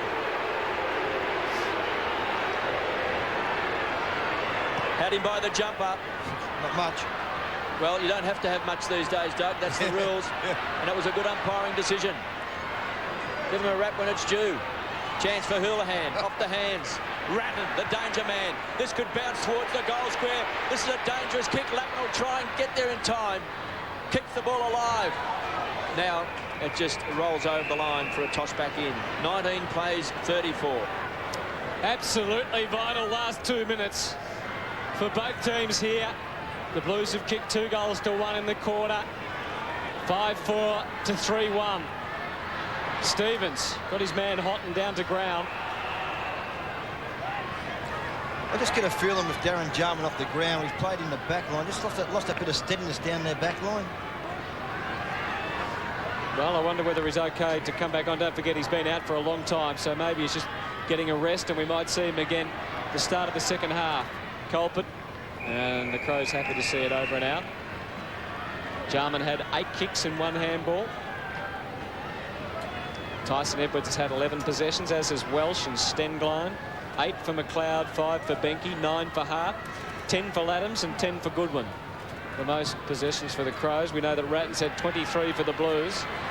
McKay has had 12. It's in their danger area. Bradley hasn't seen much of it. Culpet went to ground. And another bounce. Lappin's had 9 possessions, same with Freeborn and Beaumont. Houlihan's had 11, including 1 goal. And Lappin also kicking a goal this afternoon, along with Trent Houghton. Speaking of Houghton, trying to get it out. Ricky O'Loughlin on the ground for the Crows. So just over a minute remaining in the first half. The conditions have improved markedly. Houghton again against Stevens. Bickley, Smart. And another bounce called. Would you think in this situation late in the quarter that you'd put Biglands down in there to do the ruck work? The number 1 ruckman would go down into defence? Well, they've got Porter sitting off the ball. I suppose they're a little bit concerned because they're not going to kick the ball very far out of defence, are they, David? It might just land on his chest. Well, here's Koutafidis squeezing it under the boot and getting a goal before half-time. It's Greg's birthday. Don't you have any cute baby pictures of Greg where he has like a bowl of spaghetti on his head or naked in the bathtub? Why would I have that? I mean, I got some doozies of Greg in the shower, but I don't think he wants me blowing him up for the party. Dharma and Greg, Sunday, then at 8. On those moonlit nights, you hear a noise in the dark. Who do you turn to? Did I just scream like a woman? Don't flatter yourself. You scream like a girl. Will and Grace, Sunday at 8 on 7. Well, the Blues in the last 5 minutes have hit back hard. The Crows now lead by just 9 points. They did lead by 27 points during this second quarter. Time clock ticking away. Just 30 seconds left. Kane Johnson, one of the youngest players ever to play in 2 premiership sides, pumps the ball inside 50. A chance. Risciuto, 45 metres out. Kicks a goal. What a goal for the Crows. Risciuto has got 2. He kicked a great captain's goal in that first term. And Risciuto, with just seconds left in this second term, has hit back. Well, KB, you just read the ball perfectly. Remind me of the days, Kev, when you played on the half-forward flank, you always got yourself in the right position. Mike Risciuto did then. I think you said Kane Johnson was one to kick that ball forward. He's only had the 2 kicks, hasn't been on the ground that long anyway, but a very important goal for this captain. Yes, 2 magnificent goals this afternoon under pressure from Risciuto, and that will give the Crows a lot of momentum, will regain the momentum for them, you would think, going into half-time. Hanging on there. Well, only seconds remaining. The Crows will need to get it moving from here. Again, it's Johnson to unload. Can they pull down a mark? Massey trying to get it. Oh, Goodwin came through, and wouldn't you know it, his snap missed anyway. What a half of footy. Umpires getting the hoots from the crowd. But the Adelaide Crows, with a goal just on half-time, maybe just taking the momentum back after Carlton really hit back towards the mid and latter stages of the quarter. A lot of work to do ahead for the Blues, but conditions are improving at Optus Oval. Adelaide leading by 15 points at half-time. 3 and Rashudo 2 for the Crows. 6-4-40. And in fact, if the Crows, who we can see there warming up, were to win this match, then it would be only the 3rd time in 10 years that Carlton have lost 3 in a row at Optus Oval. They lost, of course, to Hawthorn here in round 2 and the Western Bulldogs late last year. Whitnell still going off the ground. Let's go back to Dipper. Thanks, Hutto. Just wait for the scoreboard. You ready? Yeah, all right, thank you. Look, I reckon Whitnell's ears hurt down here, boys. I did ask the medicos down there. They said, look, we're just keeping an eye on Whitnell. Look, it might be just a little knee injury there. He's running okay, whatever. I don't think they're taking any chances with it, but he's starting on the bench here at 3/4 time. I'll find out a little bit more. I'll let you know. Obviously, the conditions have certainly calmed down from what we've had in that first half, but well, it was a real good response by Carlton, but also in the last 2 or 3 minutes, the Crows, you know, could have folded, but they got that last goal through Rashudo, who's been terrific as a leader today. He's thrown his weight around. But Dougie, I think you put Kouta a full forward. Then he's the one who's going to win this game from boys. And who you tipping, Dip? Who you tipping, Dipper?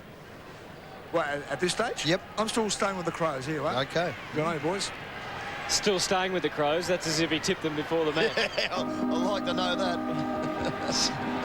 6-4-40 Adelaide, 4-1-25 Carlton. Matthew Clark marshalling the troops in the middle. Kouta is back in the centre, joined there by Ratton, Porter and Andrew McKay, who moves into the middle. So the 3 big guns on the ball. Ratton's been magnificent this afternoon, 23 possessions. As we said, Lance Whitnell sitting on the bench, we believe, with an injury. Adelaide lost Ken McGregor, who was on Whitnell right at the start of the game. I'll give you the benches while we've got a chance for Adelaide. Sherd, Matthew Brodbrum, O'Loughlin and Biglands, and Fletcher, Colbert, Whitnell and Backwell. 3rd quarter underway from Optus Oval. Clark got first hands to it. Porter trying to do the roving, couldn't get through. We saw a pretty rugged start to this match, and I wonder if we're going to see the same in this second half. Well, already a few tempers there between Nigel Smart and Kouta. Well, Kouta, of course, kicked that very valuable goal late in the first half. Clark again getting first hands, but Ratton, 24th possession. Mansfield versus Smart. Well done by Nigel Smart. Worried him out of it. Then went to ground and he's going to get a free kick for a trip. Going to Mansfield, is it? Going to Mansfield, I think, Hutto. That's a strange one. But Nigel Smart certainly thinks it's strange. Mansfield unloading into the pocket. Lappin takes the grab. Well, it could prove a crucial decision, but Lappin's going to move it on quickly. Silvani on the slide for Vola. Edwards, Clark, good hands, and they're away. Stevens, Johnson onto the wing and almost into attack. McGregor back on the ground, so that's good for Adelaide. Applies a really good tackle. Bradley with the long sleeves now. Was quiet in the first half. Manton clearing kick. Lappin, 3rd in line. Well done. Did it with ease. Up to his feet and bring it down. Smart just slipping in front of Kouta. Backed his judgment that time. Wanted the switch play. Thought about it. Ben Hart had pushed and given him the chance to do it, but he decided against it. He can go short into Jarman if he wants to now. I think in the end he's just going to have to go long to a contest. Rashudo, the captain, telling him to do just that. It drops a bit short though, and Hickmott slips in to take the mark. It's going to be interesting to see just how the conditions affect the players in this second half as compared to the first. Unloads, pushes it back towards the half-forward line. Houlihan was there. Like he might have been manhandled by Jarman. There's no free kick. It's a boundary throw in. Good to see Jarman back out in the ground, and with him on a half-back flank. Ben Hart's been terrific. Kouta, as you said before there, KB, started on the ball, now playing a full forward pick up by Nigel Smart. The Crows 6-4-40, the Blues 4-1-25. Mansfield, a couple of early touches in this 3rd term. Goes back towards centre half forward. He was looking for Houghton.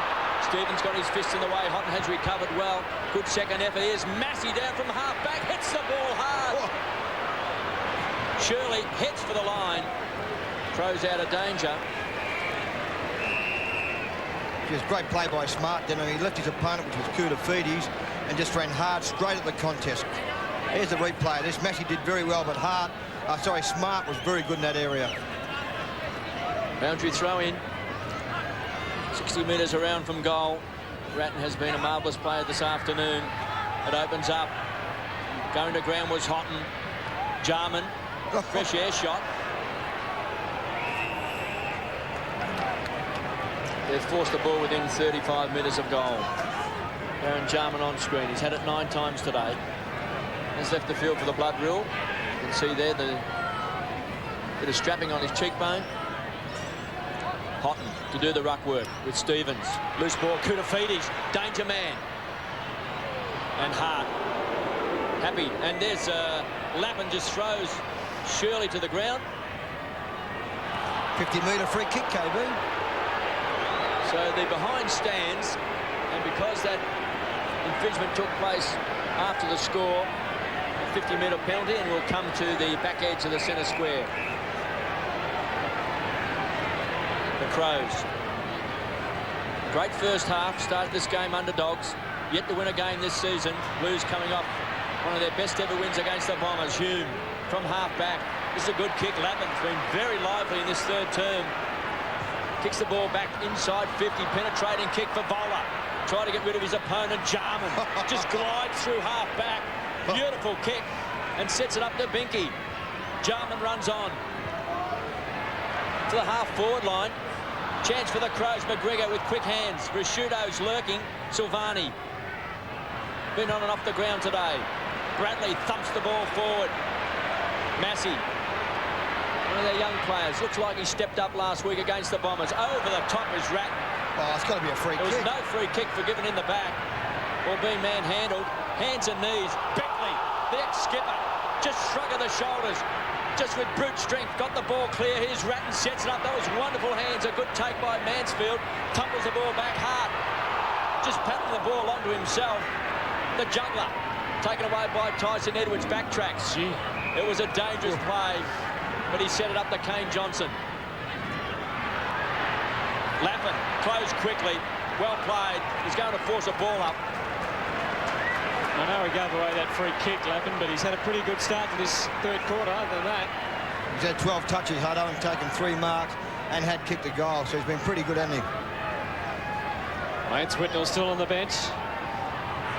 14 points the difference. Porter and Clark. Well, not sure who won that one. Goodwin trying to get the arms loose. Clark might have caught one from Houghton. Another ball up. Just a hot ball in at the moment. Just a very hot ball the last couple of minutes.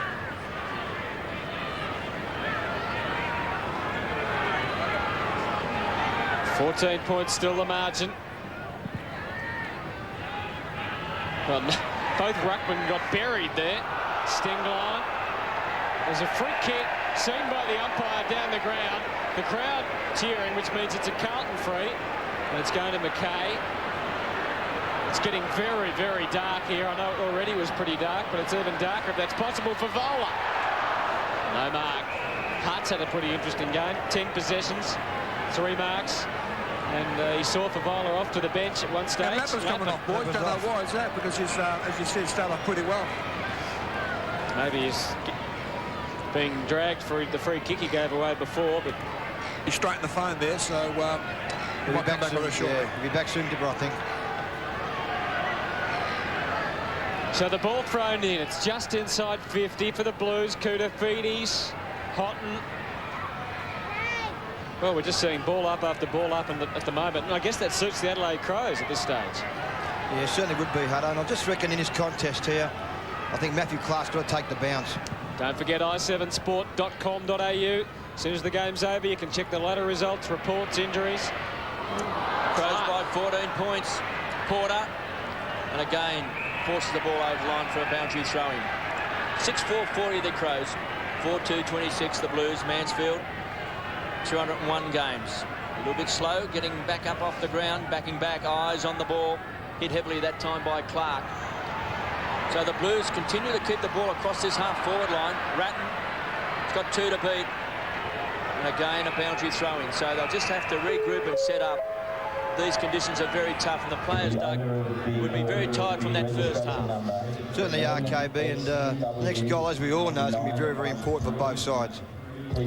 Porter and Clark, they've been at it all day. Bickley trying to pump those legs. He's trying to find heart. We're going to see a lot of ball-ups and boundary throw-ins in this second half. And already we're seeing that in this third term. There's Peter Dean, one of the former greats at Carlton, a club runner, having a chat to Brendan Favola. He's only had it 3 times today, but it is tough for forwards.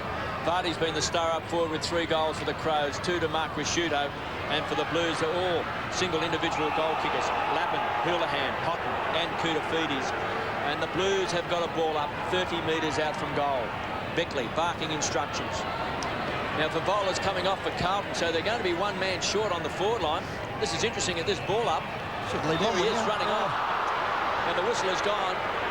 And it's going to the Crows. Smart. Now they're loose player short coming off the bench is Lappin. And that's his man with the ball. This could be a big play. He's looking for Shirt, needs a kind bounce, sets it up. The run through from Stengline. Just tumbles the ball forward, Johnson. And Welsh, they can raffle it. Cook sees opponent, he's caught high. Definitely caught high.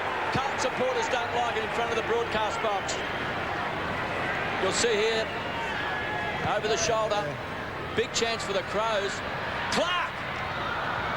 Couldn't take it. Loose ball, Manton pounced on it, head straight for the line. McKay will have to work hard towards the boundary line. And beautifully done. I think, KB, you called it beautifully. Why would Favola come off the ground? The ball was deep in their forward line. And as you said, his opponent was Ben Hart. He got the ball. And that could have been a very crucial situation in this game when the scores are so tight. Clark pushed Beaumont in the back then. He was just a fraction late getting there, Matty Clark. That's 50 metres. That's 50 metres. That's silly play by Clark. He's given away 50 metres, and under these conditions, that can really hurt you. Well, he did throw the ball back to the player then. No, he didn't. He only made it halfway. Unloads the kick, Beaumont. Gets it inside 50. There's the saving mark. I think Matty Clark will be coming off pretty soon. You can be sure of that. Hart getting the ball out wide. Edwards. 6-4 plays 4-2. Been a stalemate so far in this second half. And as I said, I guess that suits the Adelaide Crows. Beaumont gets it over the line and out of bounds. Well, only 1 behind on the scoreboard. We've played nearly 11 minutes in this third term. And Carlton, of course, scored that behind. Just watching Ratton here, boys. Ratton's had the ball 24 times. Look like maybe Bickley's got the job on Ratton now. Clark twisting and weaving. It was a wild handball. Taken away by Bradley. Rarely sighted today. Lappin back on the ground. He's been dangerous in this third term. Bickley caught by Ratton. Decked, crunched, Massey showing some strength, some spirit for Carlton as Lappin belts the ball back. Jarman can clean up. Can he set it up? No, he can't. And Hickman on the stretch has taken the mark. I'll tell you what, how many times we've seen Darren Jarman can just kick off 1 step by going backwards. On that occasion, it fell short. Hickman, yeah. So Rappler's got the ball, not bad, come off the bench. No, they're making Freeborn take it. So Freeborn's going to take the kick. Coming off Adrian Hickman with the blood rule. And Freeborn is directly in front. He'll be kicking from virtually just inside 50. That mark is a match-winning type of mark, isn't it? No doubt about that. Match-turning mark. Pretty casual kick by Darren Jarman at the end of the day when you look at that. But he's done it so many times, so... This to bring the Blues within 8 points. Freeborn. Just watch the reaction behind the goals. They'll tear down the Robert Heatley end of the ground if they go up. And they are silent. Unless they're Adelaide supporters. Behind the Robert Heatley stand. Oh, in front of it, you mean? In front of it. Adelaide, the Crows have done quite well this quarter, haven't they, really? Because they really control this quarter, so yep, they're doing quite well. Jarman brings the ball back into play. Pretty well-placed kick for Biglands, who replaced Clark, as we said. Came off the ground after giving away that 50-metre penalty. This is Stevens in trouble. Did he get moved to ball? Well, the umpire let it go. fans down there. They're sure it was holding the ball. Let's have a look. Well, it did look like a fresh air shot. It would be a very brave supporter for the Crows to be sitting in front of the Robert Italy stand. Would you what? Porter and Biglands. Ratton tried to free it up with the handball. That's a great handball. Biglands. Pretty clever kick, really. Got it to the wing. Freeborn might get a free kick. That's pretty soft in these conditions. But he'll take it. Yeah, did get on the top in there, Hud, on that occasion. We've seen a lot of that, though, today, haven't we? Yeah. Driving in the middle of packs. That's a good, strong mark from Porter. Releases Mansfield onto his favourite left boot. Didn't have a shot. Passed it out in front of Favola. Just couldn't handle it. Rashudo. Well, Mansfield did the team thing. Maybe he should have gone for the long one. I'm not sure. Silvani, who we saw was injured earlier. Welsh, great desperation, but Silvani, he just missed the handball. Didn't quite make the contact he would have liked, but he got it to Fletcher. McKay gets the ball, the handball away from Freeborn. Bombing it long.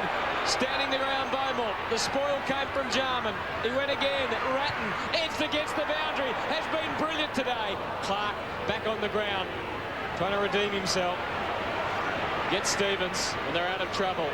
Hart waiting. Oh, he tried to spot up. Was trying to be too clever. Massey. Just the 4 possessions today. Off to Bradley, who's also been quite hot and was in great position. Always knew where the ball was. He's got a loose man down in the goal square who was pleading for the ball. I think it's Beaumont. Yes, he did a bad thing then, Trent Houghton. Turned his back, maybe, He had his back to the play. He was very happy he took the mark.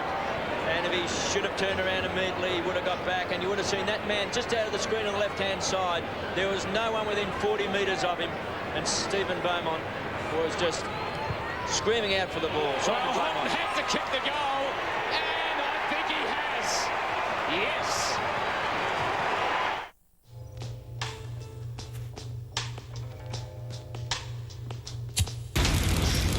Every cigarette is doing you damage.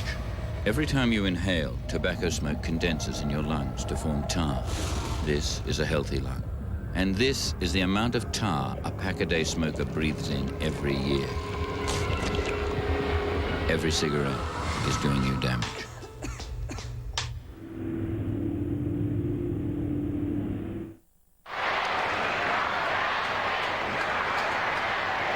We see the runner was out, maybe just explaining a few things there to Trent Houghton to turn around. But the Blues now edge within 7 points. Clark with that big leap. Smart has had a big job on Koutafidis today. The Blues just sensing something might happen in this third term. The Crows haven't been able to score. They're stuck on 6-4-40. Goodwin from half-back. Advantage was paid. Backing back was Bickley. Massey hit the pack hard. He's flattened 2 Crows. Freeborn comes away from half-back. Smart in front, off hands. Koutafidis, a wonderful pick-up. There's a free kick in the back. Kuta will take it. Too far out to score. He's a good 70 metres. The lead is on. Lappin's going to be a target. Ratton made ground. It was a brave attempt. Ratton's down. Trouble, yeah. It was a brave attempt, no doubt about that. Jarman sets it up. McLeod was involved as well. Cross half back. The race is on. Goodwin and Bradley. Happy to see it trickle over the line for a boundary throw-in. That man on screen has had it 27 times today, Brett Ratton. A lot of courage here, Ratton. He's been terrific, hasn't he, today? Been outstanding. Well, what a struggle we've got here at Optus Oval. 6-4-40 Adelaide, 5-3-33 Carlton. The Blues pressing here. They're the closest they've been since that start when they kicked the first goal. Houghton, well done. 7 points to margin. McKay to reduce it to 1. Long bomb is well offline, out on the full. And the margin was 15 at half-time, and the Crows bottled it up pretty well. The problem was, as soon as Carlton kicked a goal, suddenly they're within range. And there's the reversal of what we saw in the first half. Isn't that amazing? Yep, 13-1 in this third quarter in favour of Carlton. In a low-scoring game, 7 points is still a handy lead, but not one you can safely defend for more than a quarter, you wouldn't think, without scoring a couple of goals yourself. I think, what did you say, Dougie? 8 or 10 goals at the start. I said 8 or 10 would probably nearly win the game, and I think that'd still be fairly close to the mark, I reckon. Yeah, we're just over the halfway stage of the third quarter. Porter, opposed by Clark. Porter got the first tap. Clark perhaps got second hands onto it. Jarman's had 13 possessions today for the Crows. Edwards has had 14.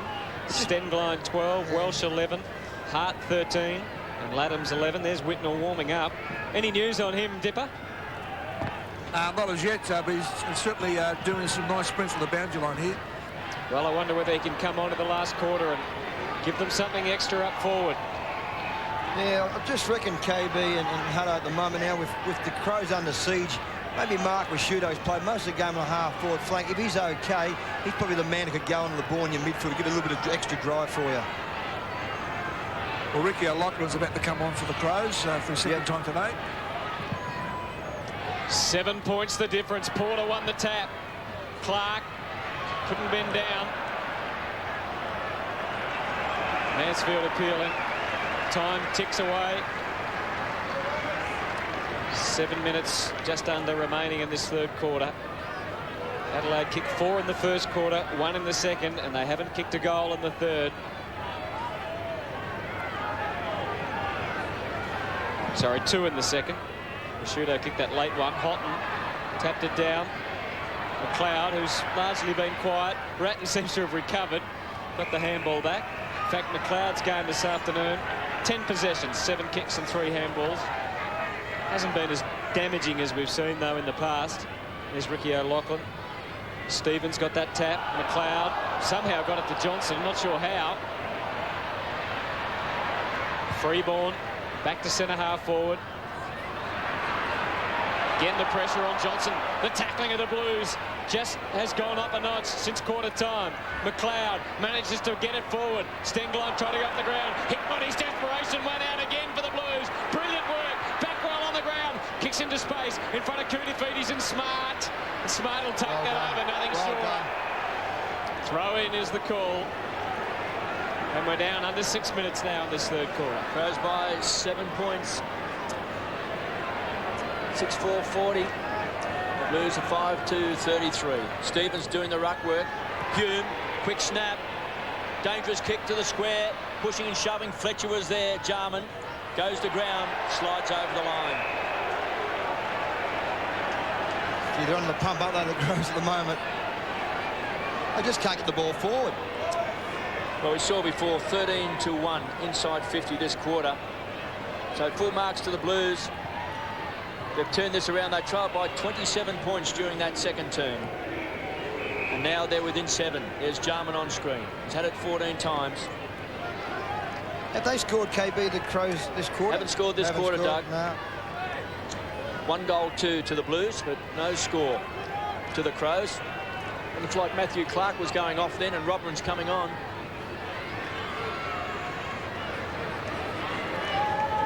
Smart doing some of the ruck work. Chance for the Blues. Lappin has been very dangerous in this third term.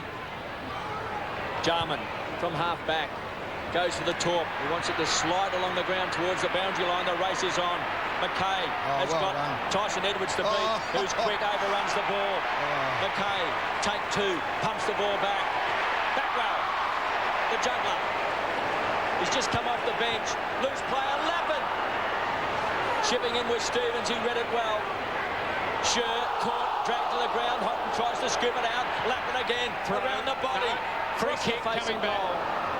Now, the whistle has gone, and the free kick is going to the Crows. It was a holding decision, I think, holding the man. Could have been maybe a throw on the ball there too, Hutto. Looked like he threw the ball there, Trent Houghton. Yeah. The umpire definitely signalled a holding the man, but I agree, that certainly looked like a throw. Hart goes wide, finds Johnson. The Crows have lost a close one this year against Melbourne. They were in front until 4 seconds to go. Robin has hardly been on the ground today. From centre wing. He's just replaced Clark. McGregor still at centre half forward. He goes short. Finds Ricky O'Loughlin, brother of Michael. Star with the Sydney Swans. Pumps the ball back. McGregor stands his ground. Couldn't take it. Goodwin tied up by Bradley. They haven't seen the ball down there, have they, in this quarter? I've got no idea what it looks like. That's a pretty good move, Dougie. Robin on the ground, I reckon. I think so. I mean, these conditions early in the game didn't suit him, but now probably it would. McLeod can't take control. Boundary throw-in, but at least it's inside 50 for the Crows. Robin to do the ruck work. Here comes the rain, boys. And you can see now the spectators running for cover. Porter to Hume. Keeps the ball alive. Koutafidis is the target. He's pushed out smart. Good decision. Nigel Smart from centre wing. Belts the ball long. Off hands. So they've forced the ball within 25 metres of goal. Beaumont on screen. Simon Goodwin for the Crows. Adelaide led by 20 points at quarter time, 15 points at half time. They now lead by 7. Porter takes the front position. Hume works well in close. Freeborn been a handy player today as well. He's won a lot of hard balls. He's had it 14 times. He's hit the packs hard. Lachlan just fresh legs for the Crows. Still 60 metres out now from Adelaide's goal. They haven't scored in this third term. The rain will make it harder. You can hear there some thunder in the background. Court high was Mansfield. He'll take the free kick. Been good this third quarter, hasn't he, Mickey Mansfield? Been pretty good. Sloppy tackle, that one. Mansfield trying to make the most of it. He's had 11 possessions today. Former cap. Brett Ratton is the target. Even he can't take it in these conditions. He goes off the ground, which was very smart. The ricochet of Fletcher out on the full. Brett Ratton's impact on this game, 30 possessions, 14 kicks, 16 handballs. Miles ahead of the nearest possession winner on the ground. Andrew McKay has had 16. And Hart and Jarman, who have had 14 and 15 respectively for the Crows. Up onto the wing, Robin the target. Houghton appears to be running with him now. Well flipped out. Here's Rashudo. Got Robin on his inside. He's kicked 2 important goals today. Now he has got 3. What a performance. Mitre 10 understands that getting the right advice when and where you need it can save you a lot more than money. I'll tell you when it's level. I'll hold it. That's why we've introduced the Mitre 10 advice line. 136310. All right, so yeah, we can fix it. So now you can call any day and get expert on-the-job solutions that will save you time, money, and even face. I have to chisel a bit off the other one.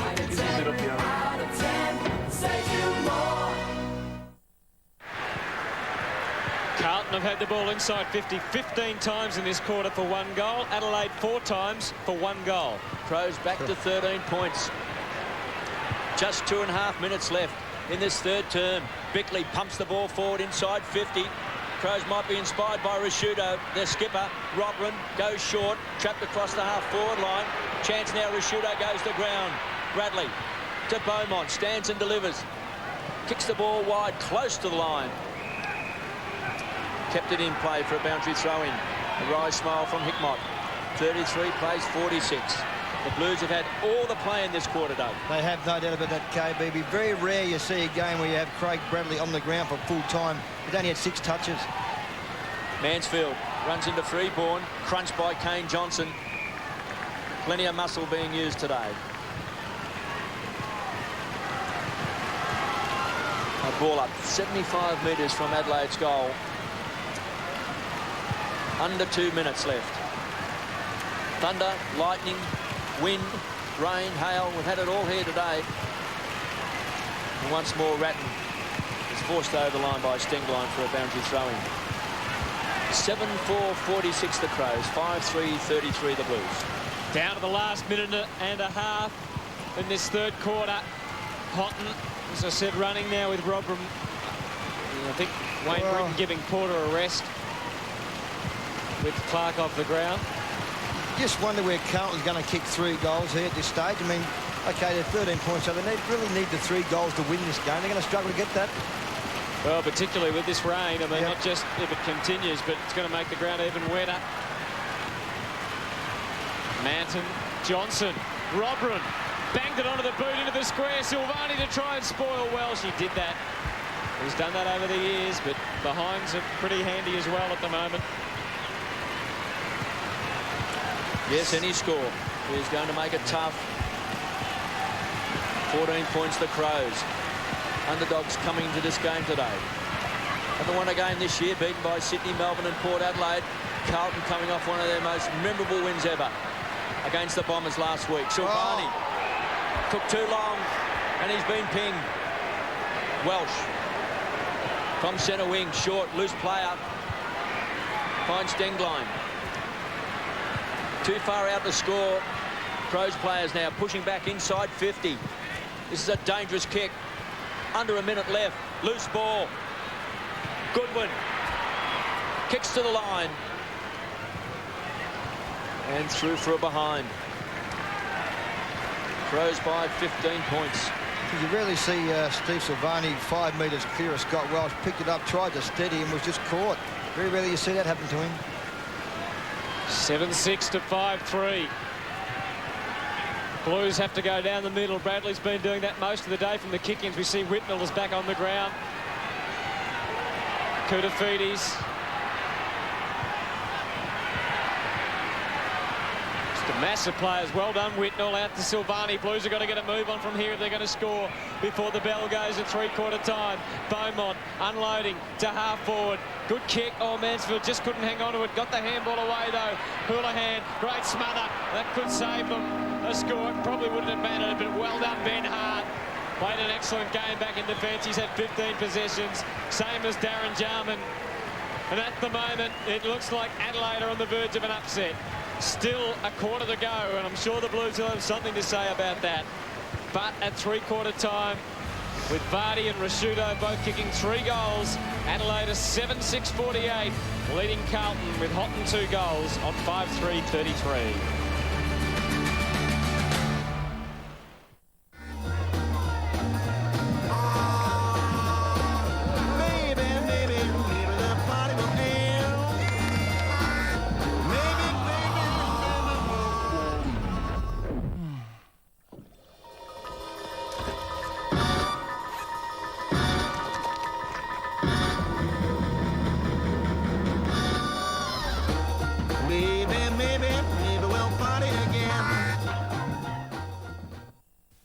Exclusively on 7 News next week, we'll take you to icy mountaintops with our specially sponsored South Aussie Everest expedition, then into the desert in search of the Maori Man. Special reports only on 7 News.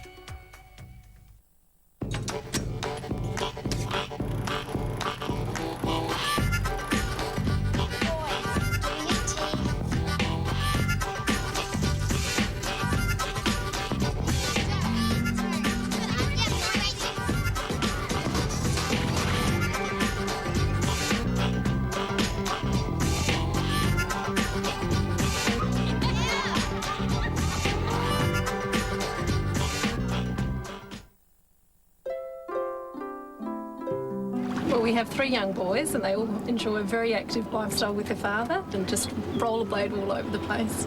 Yeah, it really sort of gives us a quality of life that we're looking for. Well, essentially, we like the idea of a close community. The children are starting at Mawson Lake School next year, and it's all going to be close and handy. Well, living near work is a godsend. When I'm in business, and I know people in Sydney that would kill for my lifestyle.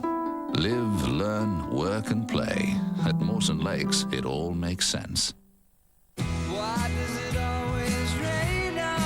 Super Ballads.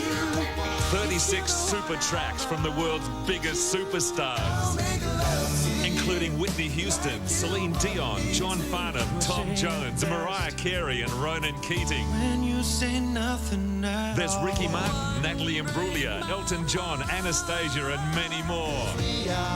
There's never been a collection of superstars like Super Ballads.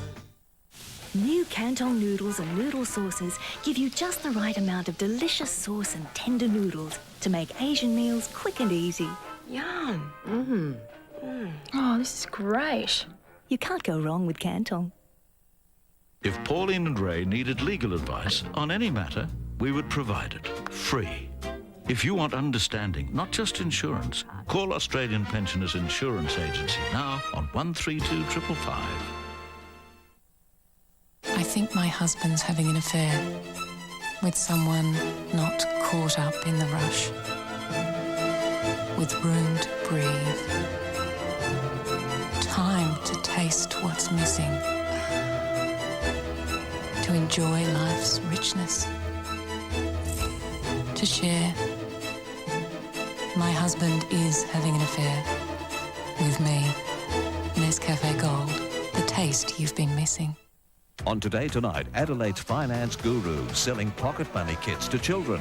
More than they spend. While his other business has gone broke. You've got nothing to hide, mate. Stand here. Owing mums and dads more than $1 million. 6:30 Monday. Sevens Football Telecast. Proudly brought to you by West End Draft. West End, your thirst. McDonald's, mac your day. And Mitsubishi Motors. Well, Adelaide, after a long period, in fact, there have been no goals scored in 28 minutes in the quarter. Carlton kicked one early on. Mark Rasciuto broke the drought with a crucial goal, his third of the match, along with Peter Vardy. And that gives the Crows maybe a match-winning lead. Who knows? Last quarter, the rain's still falling. 7-6-48 to 5-3-33. The AFL, in association with its premier partner, Carlton and United, proudly presents the 2001 Premiership season. Here's Dipper with Mark Micken. I certainly am Mark Micken. Well, your boys have certainly had a great challenge today, but they're up to it. Yeah, well, Carlton probably just got inside us a little bit in the first 20 minutes of that quarter, but I thought we fought back well in the last 10, and we've really got a contest on our hands now. We just got to make sure we play wet weather footy in the wet. Well, Benny Hart, that last moment there when you capped the Rasciuto 3 goals today, it's just sensational. Yeah, captain's game, and Benny Hart's been terrific for us, and it was a crucial smoker. Now, everybody was holding hands there. They're pretty keen. The spirits are very high. We came here for a contest, and, you know, that's what we've given, and we just want to see it through now. Good on you, Mark. Okay, thank you. Good on you, mate. So, the Crows, they certainly have come here for a contest, no doubt about that. 7-6-48 to 5-3-33. They've been playing pretty good wet of the footy in the wet, haven't they? No doubt about that. Yeah, they certainly have. Yeah, beautifully said. Mark Porter back on the ground. Gary Ayres going with Matthew Robrin again. I thought that was a pretty good move late in the third quarter. It just gives them a bit of extra marking power around the ground. Clark had been in the ruck all day, or pretty much most of the day. Whitnall's back at full forward. Yep.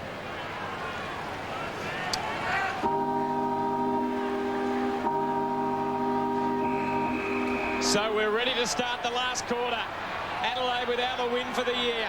Trying to knock off the Blues at Optus Oval. Never easy. McLeod out of the middle. Rasciuto's been brilliant today. Fumble from Robin, but he kept the ball going. He kept the ball moving. Goodwin off the left boot. He could just about stitch it up. Brilliant kick from Goodwin. What a start. What a start to this last quarter by the Adelaide Crows. And Simon Goodwin has taken the margin back out beyond 20 points. Well, I think it'd be fair to say in these conditions, this is the ball game. Good tap on there. I think that was Matthew Robin who got that ball forward. Yep. Simon Goodwin's been terrific. He's had the job on Craig Bradley, who's only had the 6 touches. Craig Bradley, the skipper of the Carlton side. He's been outstanding, Simon Goodwin. And a pat on the back to Mark Rasciuto. Hit that ball hard across that centre-half forward line. So the Blues now trail by 21 points. It's going to be a long way to come back. Lappin was very good in that third term. To Porter, unloads and just belts the ball back inside 50. And there's Jarman. I think this half-back is going to really suit Andrew Jarman. Darren Jarman, I should say. Don't think it'd suit Andrew. Not now. Nigel Smart's had a big job today. He's played on Koutafidis. It's been a terrific duel. Big pack of players. The Crows just answering the challenge. They led by 27 points during that second term. They now lead by 21. Hickmott was looking for a free. He'll get a ball up. It's a great test now, boys, for the Carlton side if they can really get back in this game. A great challenge for them. Whitnall has been on the bench for virtually a couple of quarters. They've lined him up at full forward. They would have revved him up. They want one big effort. Smart kicks the ball off the ground for a toss back in. 8-6-54 the Crows. 5-3-33 the Blues. 3 goals to Peter Vardy, 3 to Mark Rasciuto. And for the Blues, Trent Houghton, their leading goal kicker with 2. Boundary throwing, centre wing, Robrin. There's a push in the back, not paid. Ratton getting into the back there of their champion, midfield player McLeod. Don't forget i7sport.com.au. All the latest footy news all throughout the week. Log on at any time, and plenty of chats going on there about all the latest. Plenty of chat going on at Optus Oval as Hume sends them forward. Yeah, it's bouncing a long way. Conceded. Probably unnecessarily so, but no risk taken. Scott Camporelli was a late withdrawal from the Carlton lineup. Did a hamstring at training. And Matthew Allen sitting in front of him too. Jarman. Great kick. Yep, got it in cleanly. Mark Bickley, dual premiership skipper for the Crows. So they're pushing forward and up onto the wing. Massey made the spoil on Benke, who hasn't really been able to pull down too many marks this afternoon. But marking up forward has been very difficult indeed. 8-6 playing 5-4. Porter. Ratton. Koutafidis maybe has been moved back onto the ball. Yeah, he certainly has, Hutto, no doubt about that. And Mark Bickley, since half-time, has done a pretty reasonable job on Brett Ratton, even though, you know, Bratton's had 32 touches, but I think up to half-time he had 23 or 24 anyway. Koutafidis doing this bit of ruck work here against Robrin. Hume just couldn't break loose then. Now Smart, he can break loose through the middle into the open spaces. Beaumont pushed off it. McKay made the spoil. Well tackled Porter. O'Loughlin took them on to a degree. And the umpire finally calling for a bounce. So the crowd stunned here. Seen all sorts of weather throughout the afternoon, but mainly it's been the performance of the Adelaide Crows. Ratton gets them to centre half forward. Rare marking opportunity up forward. Houghton takes it. Thought he was going to get 50 for a moment. Hume kept on running, provides the pass. Here's Whitnell. Oh, he left the ball behind. He tackled Jarman high, and the umpire was right there. Whitnell, I think, was just a little bit annoyed about something. He just took on Jarman. Indiscreet, certainly. Wayne Britton won't be happy with that. No. Out on the full, the result, though, from the Jarman kick. Houghton brought it in. Porter with momentum. Unloads it. Whitnell pushing, shoving. Couldn't take the mark. Got it to the front. Snap from Houlihan. Another behind. Well, they're bearing down on them just a little bit. 5 to 8-6 now, the margin. They creep within 19 points. Yep. Just looked like there Lance Whitnell really tried to sort of guide that ball down to Ryan Houlihan, so it was a pretty good play by Lance Whitnell then. Jarman in front. He's looking for Robrin. Just needs a kind bounce and gets one. To centre wing. Too much carry for Binky. Going to ground was McGregor, and Binky finally forces it over the line.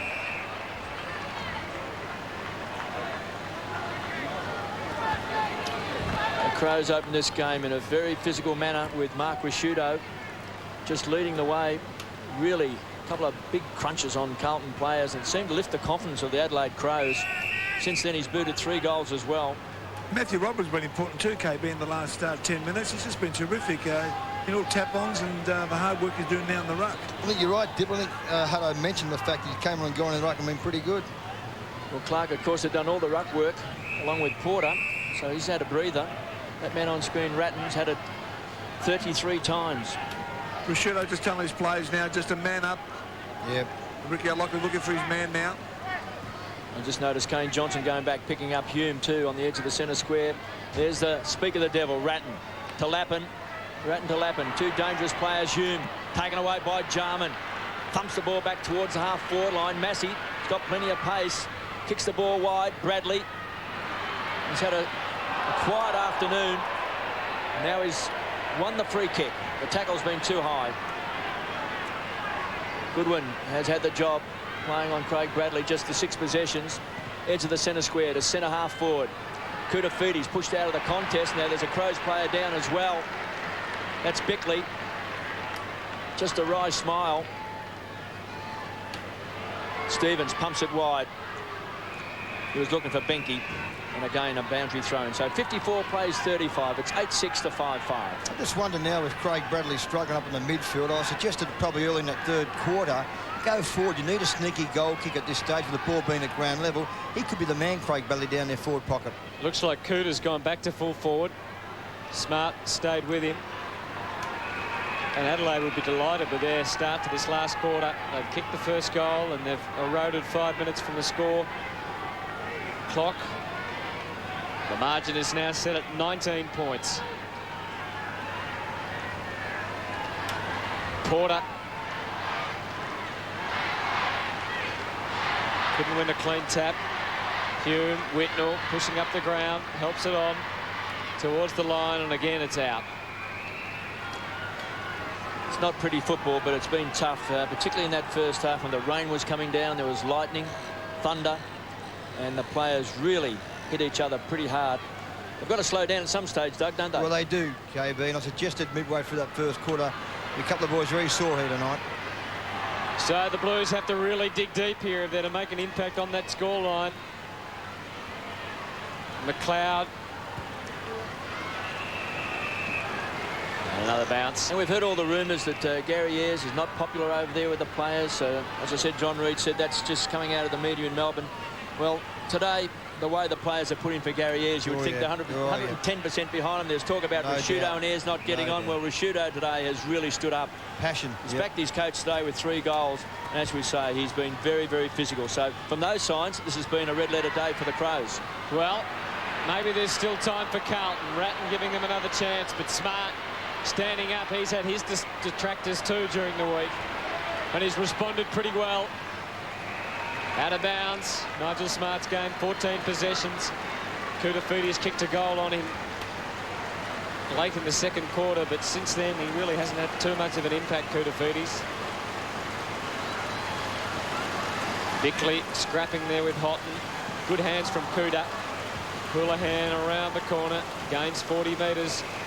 But in these conditions, this margin might just about be insurmountable for the Blues. 19 points is the story at the moment, and we're getting towards the halfway stage of the last quarter.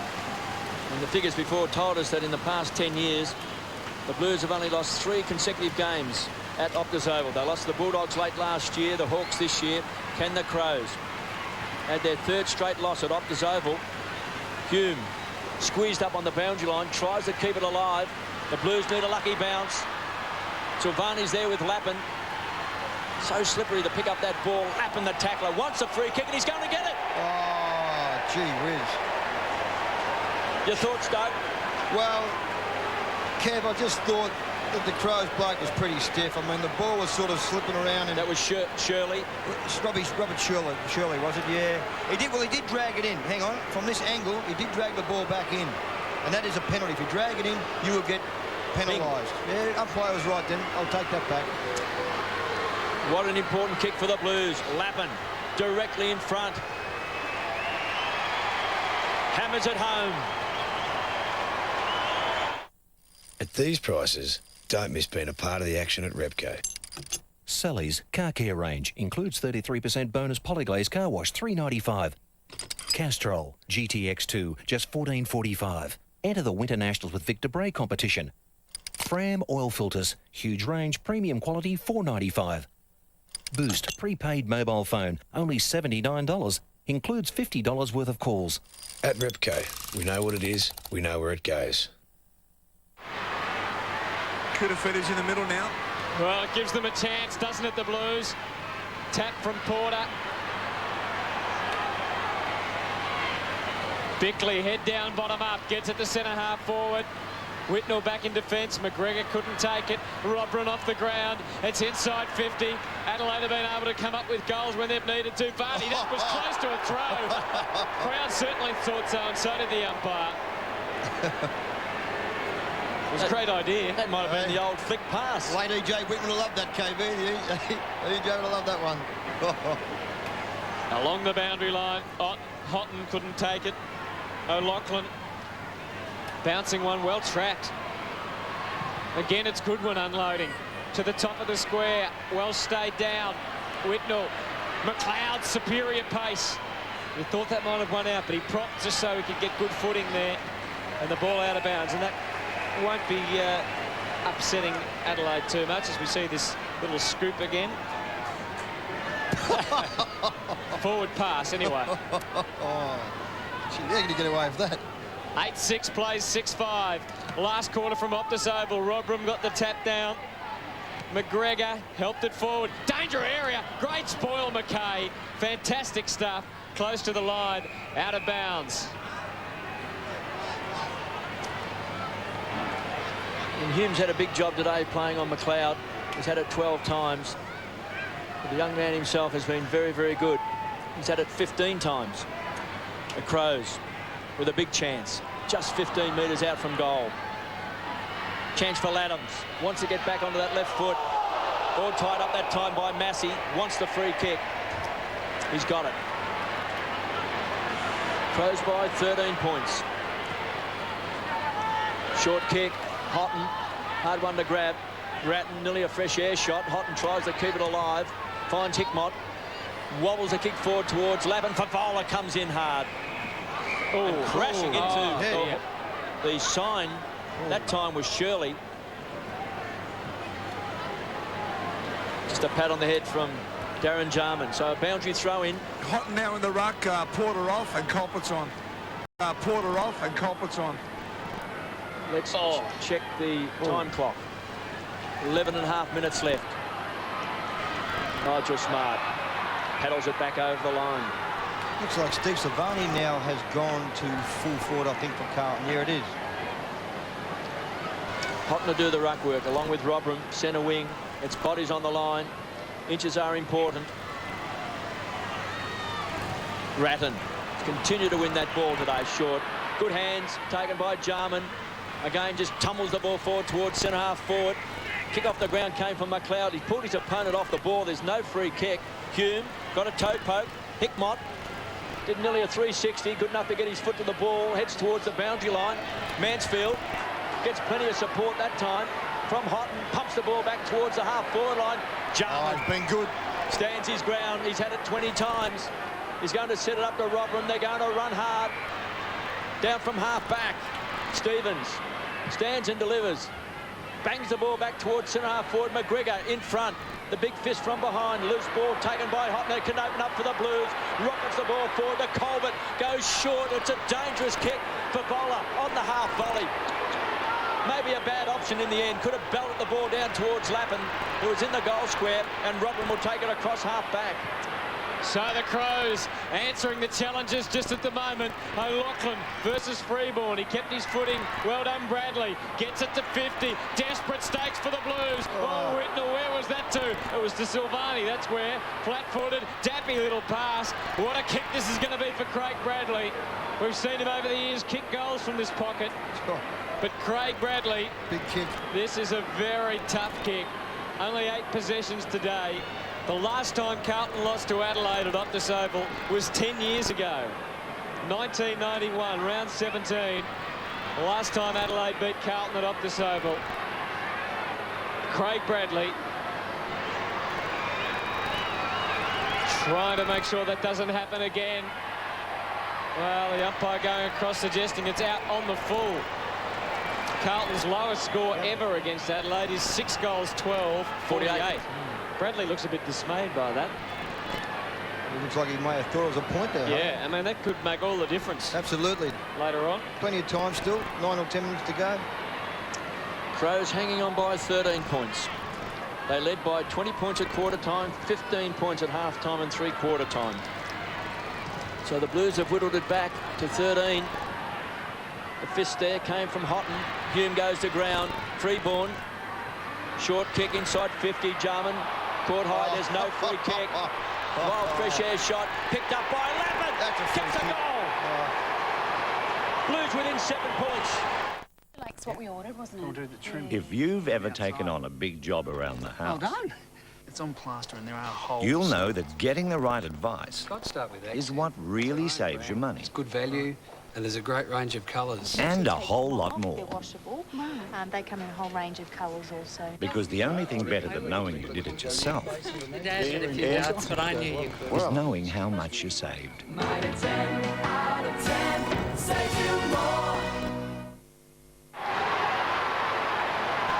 Well, the Adelaide supporters would be justified in being furious, but they can't afford to worry the Adelaide players. They have to get on with the job. They're suddenly under threat. The Blues suddenly moving up to 50. Hart's been great all day. Off the ground towards the boundary line. Goodwin has done the job on Bradley, but suddenly the Blues are within 7. Suddenly it's a contest again. That last free kick that wasn't paid to Jarman, unbelievable. I guess the umpire just must not have been in the position to see it. It was certainly over the shoulder. Houghton and Robran. Bradley off the ground. He's hurt his ankle. Slow to get up. Smart. Robran just hacked the ball forward. They've got it into their forward line. They'll try and lock it there. Whitnell. Was that off a boot? No. Throw in.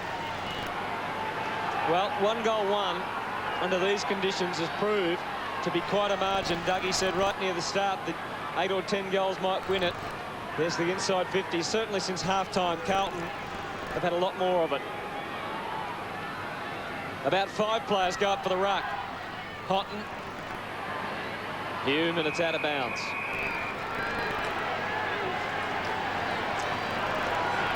There's been very few marks taken inside 50 today.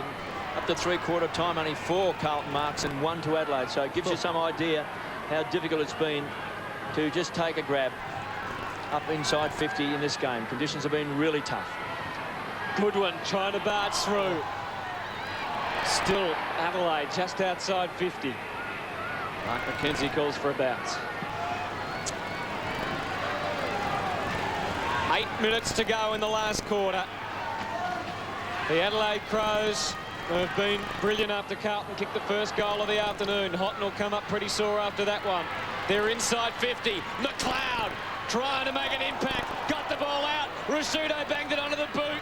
Up to full forward. Massey. Oh, he'd want to be careful conceding points at this stage. Probably the only option in that case. But now the margin out to 8 points. Well, Craig Bradley has kicked in all afternoon. Not this time. Down the middle. No one there for Adelaide to contest against Koutafidis, who takes it and unloads it. Suddenly they're in attack. Lappin, he has been the spark. Moves it on quickly. Down to full forward. Silvani, who will recover the quickest? Can he get back Silvani? He can't. Stevens sees it over and out. All of a sudden, the Blues are deep in attack. And the pressure is back on the Crows. It's amazing. Just 2 kicks down the middle of the ground and they find themselves in front of goal. Well, Matthew Lappin has been a very good player. And in that third term, he gave the Blues a lot of opportunities. He's booted 3 goals himself. The Blues are within 8 points. Silvani has been moved to full forward. Kicked off the ground by Bickley. Ratton continues to persist. 36 possessions today. Squeezed up on the boundary line. Bradley was at a throw. Didn't quite get his fist to the ball. Koutafidis takes it over. 60 metres around from Carlton's goal. They trail 8-7-55 to 7-5-47. Koutafidis. Can he pull a rabbit out of the hat? The Carlton player Fletcher by himself. Simon Fletcher, you're right, Dipper. Yeah, on his own. Smart and Cooter, they've had a great duel. Freeborn had it and lost it. McGregor goes to ground. O'Loughlin desperate under the circumstances. So's Houghton, equally matched. McGregor gets a foot to the ball. It was a toe poke. They forced the ball forward. Laddams to Smart. Good enough to get the fist away. Taken away by Hume. So tough in close. Crunch, bang. McGregor came from behind. It's a loose ball. McGregor falls on top of the ball. Taken by Johnson. Tumbles the ball forward. Rusciuto with strength. Tries to go wide and finds O'Loughlin. Was that the full distance? It's been paid. O'Loughlin kick is a shocker. Virtually kicked it walking backwards. It was taken by Whitnell on the rebound. The Blues. Can they get within a kick?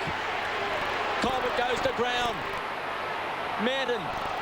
Well tackled. Taken by O'Loughlin. What a turnover. Welsh take a bow. It was great tackling. Tyson Edwards pumps the ball long. Whitnell's got to get back. Oh. And Beaumont has taken it. The saving mark goes short. Danger. Shocking kick. McGregor should kick a goal. Great smeller off the boot. Beaumont, last line of defence, heads for the boundary line. Massey, can he trap it? Tyson Edwards was desperate. Great smother off the boot, kicked off the ground. Crows alive across the half-forward line. Tyson Edwards there, dog-tired. Absolutely dog-tired. And McGregor and Fletcher, desperate play on the boundary line. Take a bow. This is great stuff. It is just desperation. It's sloppy. It's just tough and tight. And it's great old-fashioned footy, particularly if you're back for the Adelaide Crows. They're under pressure, though. They're in attack. And if they could score a goal here, it would just about be enough. Fletcher, the Blues, can't afford to be too defensive with 5 minutes and 15 seconds remaining, but that moves it along a bit and gets them almost to the wing. Can you imagine how tired these players are? The brain's saying go, go, the legs aren't lifting, you know what I mean? You're right, Dipper, and before you said, I mean, they kicked 2 kicks to get down inside their 50. This time they've gone wide and short, kick the ball long. Johnson, high tackle. That time the umpire saw it. Two of the freshest blokes on the ground, Robin and Ricky O'Loughlin. I reckon they're the match winners there. Yeah, we go. O'Loughlin's been good, and we've mentioned Robin several times. Johnson into the pocket. The mark would be heroic at this stage, and probably too much to expect inside the forward 50. There's a whistle. Carlton player went down. He was legged. It's Massey. So we're inside 5 minutes remaining. Chris Massey after...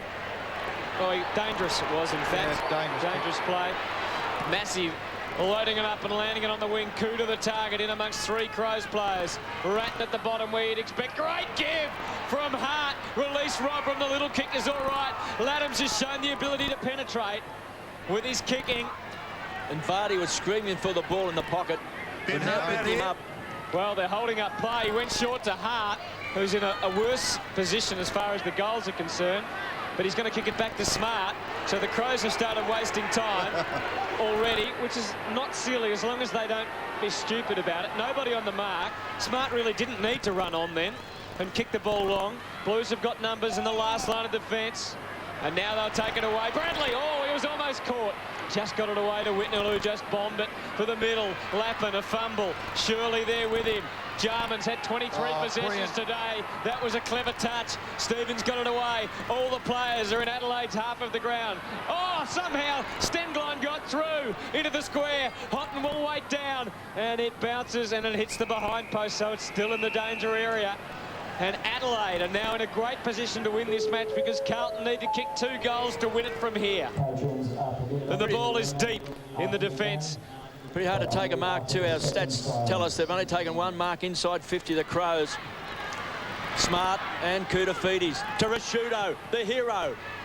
Snap around the corner, bends it back. He's kicked That is a goal, guys. He has kicked a miracle goal.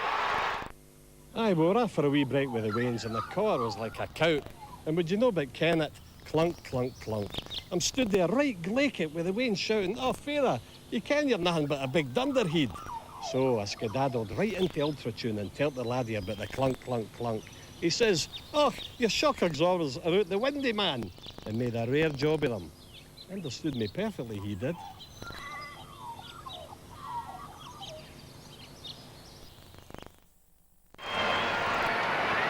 Mark Rasciuto has kicked a goal in every quarter of this match. This is the absolute best. And he knows it. And here they go again. Well, the Crows are home now. 3 minutes to go. Maybe I shouldn't have said that, but they're deep in attack. Robram or Ratton is down. Crows trying not to waste it. Oh, he spilt it back well. Blues suddenly with numbers on the wing and the footy, more importantly. Hume waited, delayed his kick, went for Silvani, gets him after the ricochet. The feed is all right. Hume, high tackle, played on straight away, went for the goals, went straight for the goals and kicked it out on the full. No, it's a touch. bit of time there, backward, didn't he, the young fella? He could have steadied up on an occasion. He's kicked it blindly backward. I mean, it was a bit high too, the tackle from Darren Jarman on that occasion. Desperation there. We saw it Whitnell. from Lance Whitnell. Terrific stuff. He's Ratton hurt. Back up again. So Carlton attacking. Need to get a goal from this four-way forward. Again, Robin got hands to it. Hart couldn't clear the area. Lappin has shown he can find the middle in tough and tight situations, and he can do it too. At these prices, don't miss being a part of the action at Repco. Sally's car care range includes 33% bonus polyglaze car wash, $3.95. Castrol GTX2, just $14.45. Enter the Winter Nationals with Victor Bray competition. Fram oil filters, huge range, premium quality, $4.95. Boost prepaid mobile phone, only $79. Includes $50 worth of calls. At Repco, we know what it is, we know where it goes. The Blues won't go away. They trail by 8 points. Just under 2.5 minutes left. It's been a tough game here today. The conditions, we've had rain, lightning, thunder. It's been so tough on the players. They are dog-tired, and Carlton won't go away. They trail by 8 points. Goodwin on screen. He's had the job playing on Bradley today. He's done it well. Carlton skipper, one of his quieter days. Just 11 possessions. Robram. It's been good since coming off the bench. To the half-forward line. Vardy, 3 goals early with pace and strength. Vardy runs in. Across the face of goals. Chance for O'Loughlin. Beaten over the line. But time is on the Crows' side. Under 2 minutes left. And they lead by 8 points. They led by 20 at quarter time, 15 points at half time and 3/4 time. And 2 occasions since half time, the Blues have got within 7 points, but no closer. And Laddams happy to just paddle that back over the line. This will be a red letter day for the Crows. They came into this side under a lot of criticism, came into this game today. And I think their captain, Mark Rasciuto, a big pat on the back because he took it up to the Blues in that first quarter. He's kicked 2 miracle goals virtually for him. And he's really set the standard. Hume trying to keep the ball alive, can't do so. And we have a boundary thrown. So the Blues have to kick a goal in the next 30 seconds or so to have some sort of chance. Well, Adelaide supporters will remember just a couple of weeks ago when Melbourne with Lee and Charlie stole the game late in the last minute, so they'll be desperately hoping that doesn't happen again. They're taking the Kangaroos next week to Adelaide at Footy Park, so... Well, if they can win this game, Doug, they'll go in there with a lot of confidence. Yeah, they certainly will. And Matthew Robram's been magnificent since he's come on. Goes at it again. Desperate effort from Edwards. McLeod, he tried to invent a goal then off the ground. It bounced though before it went out. Yes, it did, so we'll see the ball thrown back in. Obviously a Blues supporter.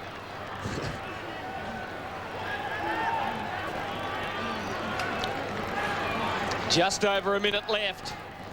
A famous victory for the Adelaide Crows. Unless Carlton can get the ball down the other end and score a goal. And it's so dark here too. Of course, the TV doesn't show that because of the lighting with the cameras, but it is so dark here at Optus Oval. Yes, we've had a lot in terms of weather. Robran grabs it. McLeod waiting down. Freeborn the spoiler. Whitnell. O'Loughlin has been dangerous. He's kicked it. And he's put it through and puts it beyond doubt. Point. Gee. Through for a behind, as I said. That puts it beyond doubt. Makes all the difference, that point. Certainly does, Hutto. And I think Gary has found a spot there with Darren Jarman on the half-back flank, even back pocket. With Ben Hart, them 2 guys have been terrific today. Well, the Blues have to score here, don't they? Yep. Straight down the centre of the ground. They need to take a mark here. They need to invent something. And Silvani, not paid. Gee. Kicked off the ground by Jarman. He's been so good across half-back. McGregor, much improved player. Bangs the ball out wide. Chance for Freeborn. He'll get support from Hickmott. He's been pretty physical today himself. Freeborn wobbles a kick forward and finds Ratton. Now he's off. He's caught. He's tired. He knew that time was the essence. Taken away by O'Loughlin. Got his boot to the ball. Fletcher couldn't take it. Oh, there's kicking in danger. So the Crows will take it. That'll do it. And Nigel Smart. He's had a throw and go. And Gary Ayres is a happy coach tonight. A pat on the back for Mark Micken because the Crows have won 9-8-62. They've defeated Carlton 8-5-53. One of the worst sirens you've ever heard has rung around Optus Oval. Maybe it's feeling a bit sickly. What is that noise? That's not it. No, that's a rap song going on. No, it can't They've be. jumped the gun for the disco at 8 o'clock. Well, a famous victory. A famous victory, this one by the Adelaide Crows.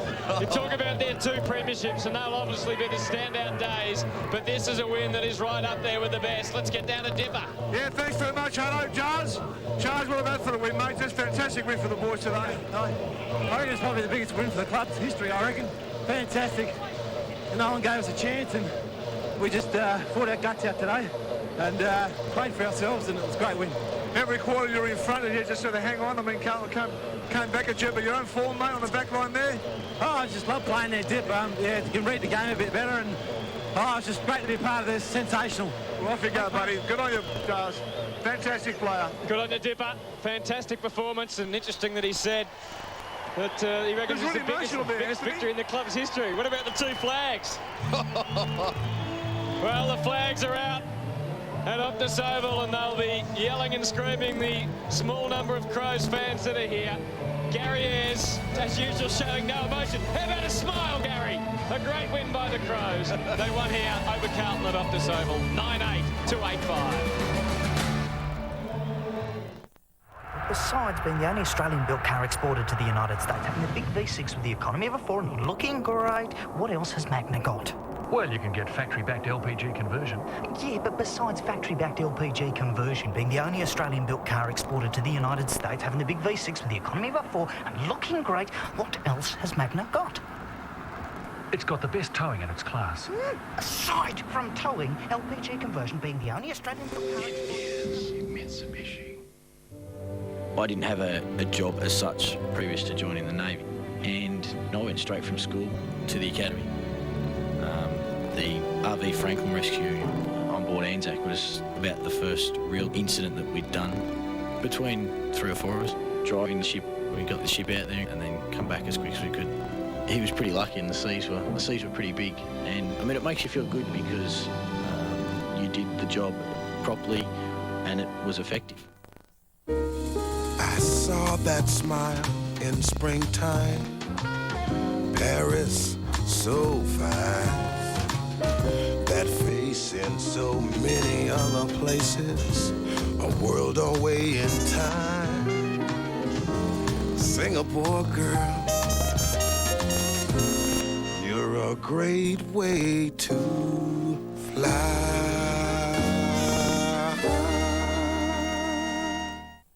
Peter and Jenny Hurley's award-winning Arkaba Hotel is now even better than ever, and you're invited to take advantage of their special country rates. With over 60 rooms to choose from, big, spacious family and twin suites all beautifully appointed, complimentary continental breakfasts and undercover parking. First-class facilities and service second to none. For business or a weekend of absolute pleasure, it's Hurley's Arkaba Hotel on Glen Osmond Road in the heart of sensational Adelaide. I think my husband's having an affair with someone not caught up in the rush, with room to breathe, time to taste what's missing, to enjoy life's richness, to share. My husband is having an affair with me. Nescafe Gold, the taste you've been missing. It's Australia's newest and most unique arts festival, the Adelaide Cabaret Festival. Over 17 days, more than 40 acts will lift the roof of 12 venues. Don't miss the dynamic experience of Caroline O'Connor live. Tom Burlinson returns in Frank the Sinatra story in song. See Combo Fiasco direct from their sellout season in New York. Robin Archer presents her cabaret masterpiece, La Chat Noir. Chow Mama Chow will have you in fits. Laugh at the misadventures of Judith Lucy. Book now at Bass. Entertainment with attitude. Can you tell me how to get to the city, please? Oh, yeah. Keep going straight until you see a sip and save and turn left. Now you make a right past the sip and save on the corner. You turn left there. Now, There's another sip and save a bit further on. You'll know you're on the right road because you see a big sip and save sign. Don't turn there, just follow straight through and you're pretty much in the city centre. Then again, if you want to go the quick way, turn right at the sip and save. Back this goal from Mark Rasciuto. What a kick. It was his fourth for the day, one in each quarter, and that sealed it. Magnificent performance to slot it from there. Under these conditions, we've had rain, we've had hail, we've had thunder, we've had the lot today at Optus Oval. And a mighty win by the Adelaide Crows, and Gary Ayres deserving to look at that. Who can touch the coach first? Fantastic performance by the Adelaide Crows. 9-8-62 to 8-5-53. We've certainly enjoyed this match this afternoon. It was an old-fashioned sort of match, wasn't it, Dougie Hawkins? It really was the sort of match as you would have played. How did you see the votes? No doubt. It was a very tough decision to give the votes here. I gave one to Ben Hart. Didn't put a foot wrong all day, Hutto, down the back line. Brett Ratton tried his guts out all day. And 3 to the skipper. At the start of the game, he set the pattern. He knocked a few blokes over and kicked 4 captain's goals. Mark Rasciuto was brilliant. What about that goal from Rasciuto? Oh, mate, terrific. I mean, as you said, the ball was heavy. Great goal by Rasciuto. We'll be back in just a moment for more from Optus Oval.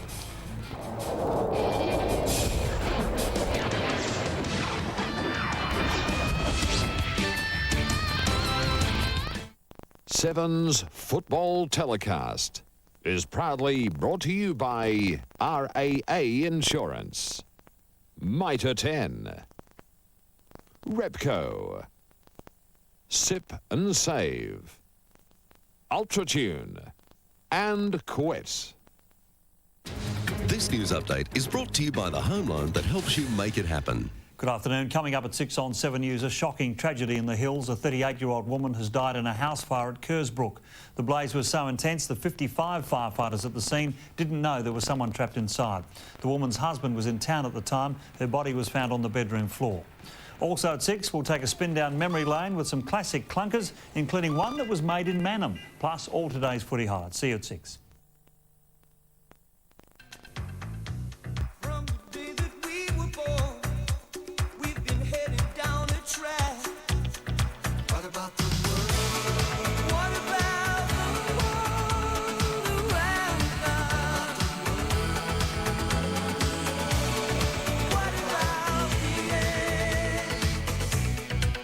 Nobody keeps Adelaide more informed about the world around us, because nobody knows Adelaide like 7. Performance is what it's all about. You must have a machine that's rugged and reliable. That's why Nissan is Australia's #1 gas forklift. It's almost unbreakable. Great design means you can work them all day in comfort. Quality construction, the latest technology, and one of the most powerful engines in its class. The Nissan forklift is a proven performer. A real winner for you and your business. Nissan, built tough to last longer. Call 131 607. All work and no play is no way to live. Remember holidays? Thanks to Sea Australia, you and a friend could be on your way to one of 4 fantastic Aussie destinations. Fly Ansett, stay in an Accor hotel or resort, cruise around in an Avis rent-a-car, and splurge with $1,000 spending money on your MasterCard. Or how about a Tassie Temps holiday in Tasmania and the chance to win a brand new Toyota RAV4? On a holiday, you can do lots of this. Watch the great outdoors Tuesday night for your chance. I saw that smile in springtime. Paris, so fine. That face in so many other places. A world away in time. Singapore girl, you're a great way to fly.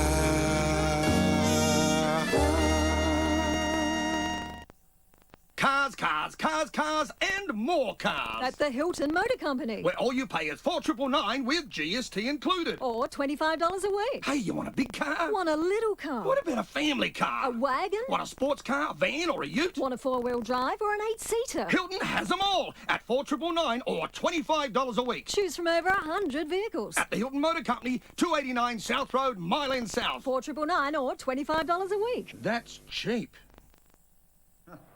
Yeah, our horse came in third. Yeah, we're still taking the boat out. Look, that's my half hour. Here's your... Daniel?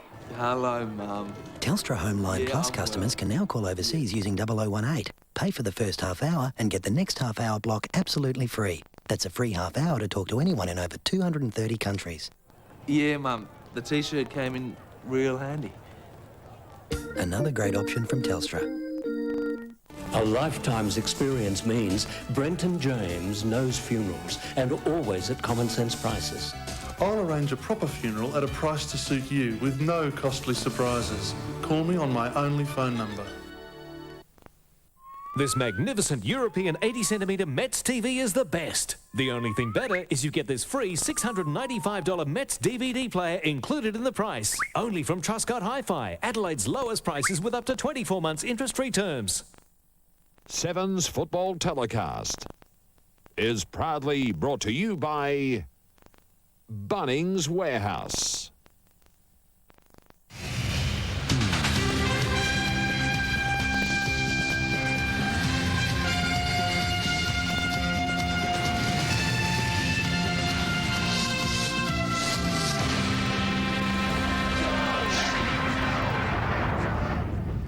Good afternoon, glad you could join us for AFL winners and highlights from the other match play today. It was at Colonial Stadium where the Western Bulldogs hosted Brisbane.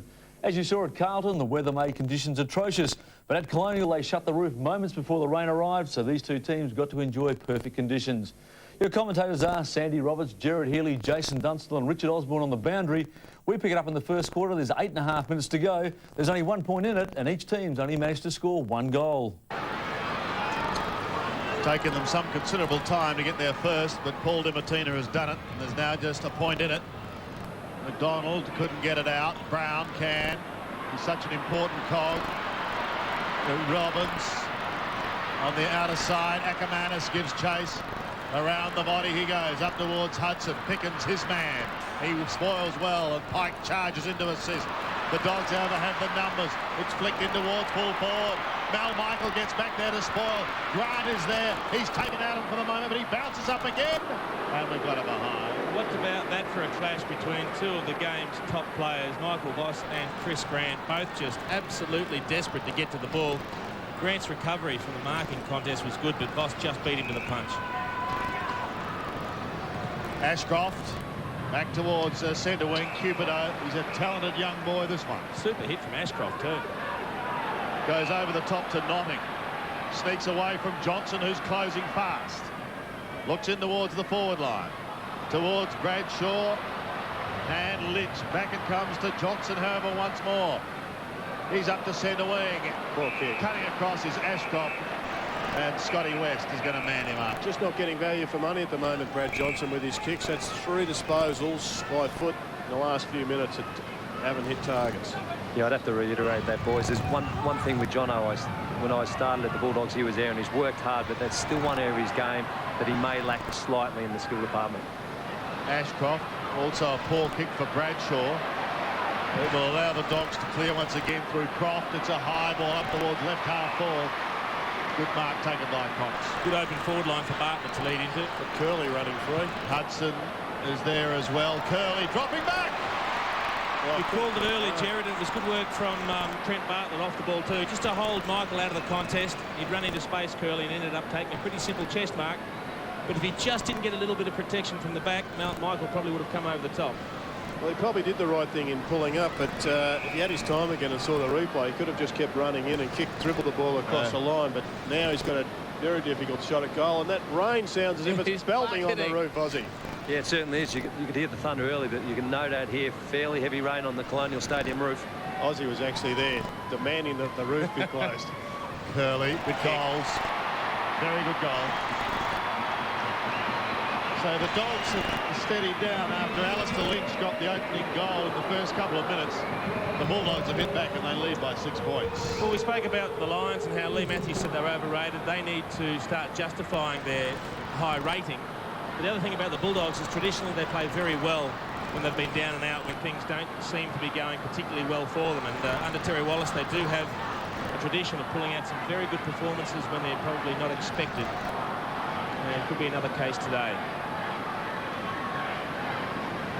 14 plays 8 with some 6.5 minutes left in the first quarter. And Cubido has been dragged from the ground probably as a result of his opponent Curley's goal, and Nathan Clark on.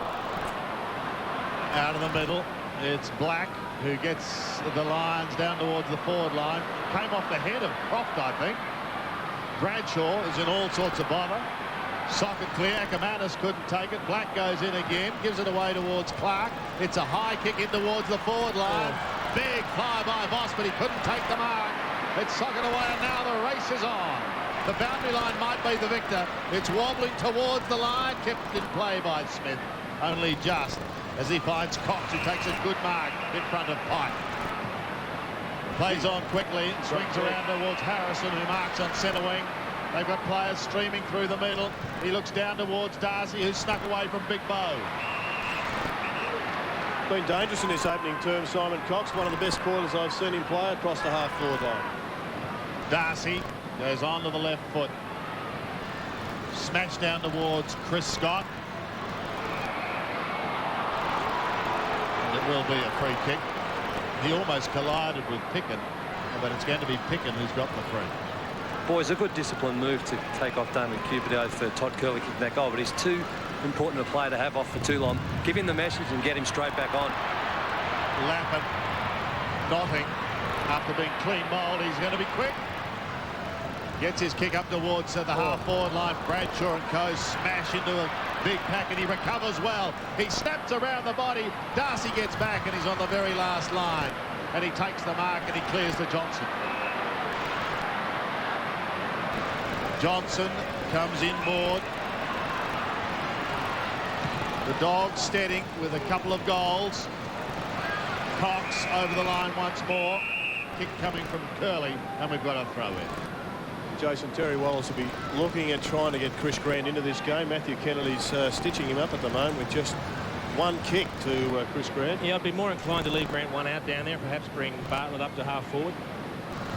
McDonald wins it. Dimatina will see it over the line.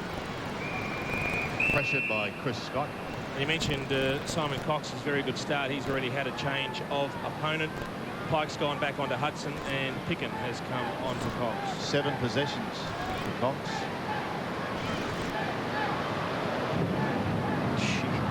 So the thunder continues. Ackermanis, Robbins. Good vision to Dimatina. Got a little too far underneath it. The door may open for Chris Scott. His hand pass into the open space makes it difficult for Clark. Johnson gets a hurried kick towards Cox once more. He's running out of room, and he's running out of space, and he's over the line. It's funny when you watch players like Dimatina there just get under the ball. It's not a matter of really poor judgment or not wanting the contact. It's just that they know opponent's coming. They get anxious. They want to get to the ball sooner than it's actually there. They end up forcing themselves underneath it. There is another game, of course, on just down the road at Optus Oval, Sandy, and the boys will be getting a nice old belting down there at the moment. How would it be there at the moment? Well, the thing is, they made such a late decision here. It only just shut before the first bounce. Imagine the farce we would be seeing if the roof was open. I think we've had enough news stories in footy this week. Let's just get on with the game. Desi Headland, by the way, has come onto the ground. I think it might have been Clark. Came off. Yes, and he doesn't look 100%. Clark. So Headland on. 6 points the margin. The Dogs lead. Darcy tries to win it down towards West. He ducked his head, Scotty. Good decision, yep. Black goes inboard to Marcus Ashcroft. Thought about Chris Scott, but then goes back to Black. Over the top towards Robbins. Each side's got a Robbins. They're both doing tagging jobs. Yeah, and they're both confusing. On the half-back, there's the 2 11s, Curley and Lynch. Matt Robbins is on Ackermanis, and Ben Robbins of the Lions is on Scotty West. Yep. Curley.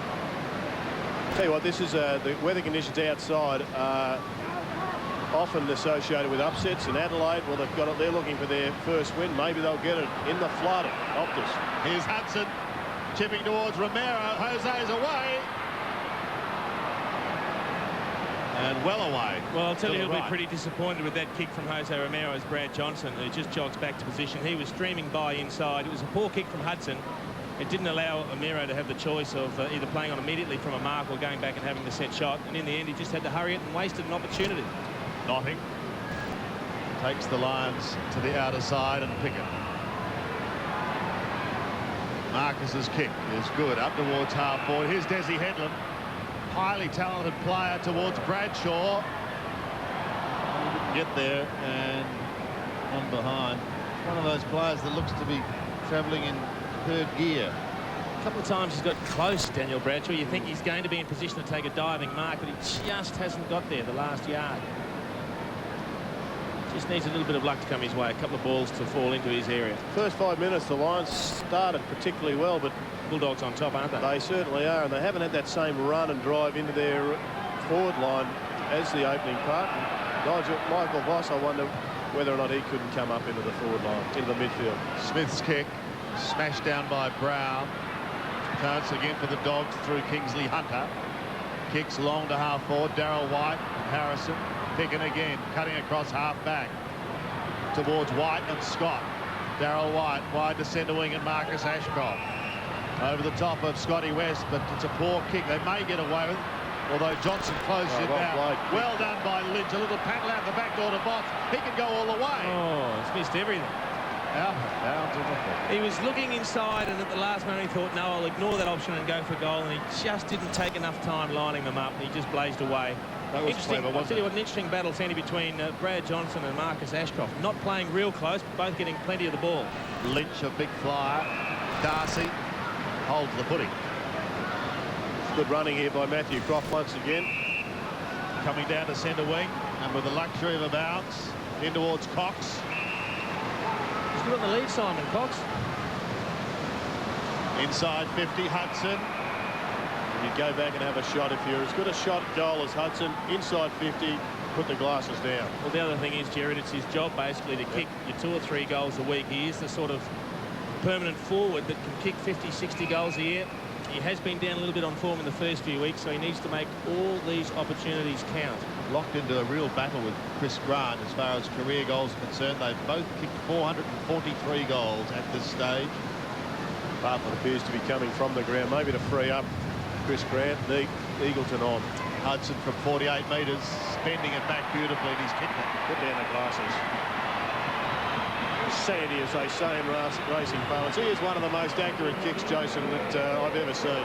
He is very, very good. His goal sense is second to none. It didn't look a great kick off the boot, but as is often the case with the players that are used to kicking goals, they somehow manage, even when they don't connect quite properly with the ball, they still have the technique right to be able to slot it through. He just made a bit of space running back ahead of the ball on Martin Pike. Might be one of Malcolm's balls that has got the incorrect stitching. Swinging left to right. So the Brisbane Lions somewhat thunderstruck here in Melbourne at the moment. Out of the middle they go through their skipper in Michael Voss. Look at that. Just a bullet onto the chest of Cubido. Well, he's only just come back on the ground to replace Alistair Lynch, and as Ozzy said a little bit earlier, too good a player to leave off. He's the sort of player that's just going to get better with experience.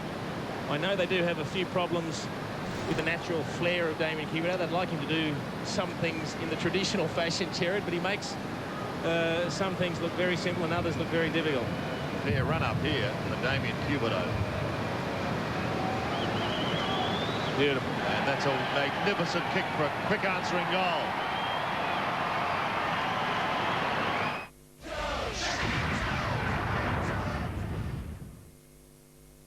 Sevens Football Telecast. Proudly brought to you by West End Draft, McDonald's, Mac Your Day, and Mitsubishi Motors. Coming up on Adelaide's own Discover, Maggie Beer has an impressive dessert for you to try. We road test our newest national icons, and Jack walks us through the jewels of KI's crown, all on Discover, 5:30 today on 7.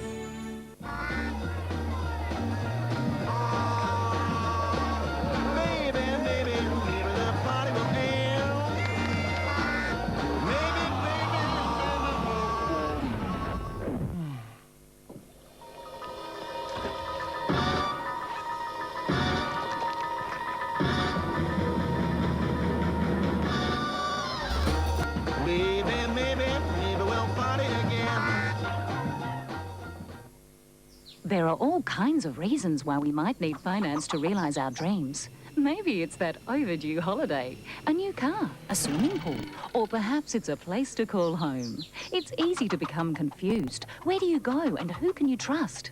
At Patrick Whelan Lending Services, we can help you with a wide range of financial packages to suit your needs. And we'll even come to you. So if you think it's time to spread your wings, then come and talk to us. Patrick Whelan Lending Services. It's on again. Expo, including the exciting new home entertainment show.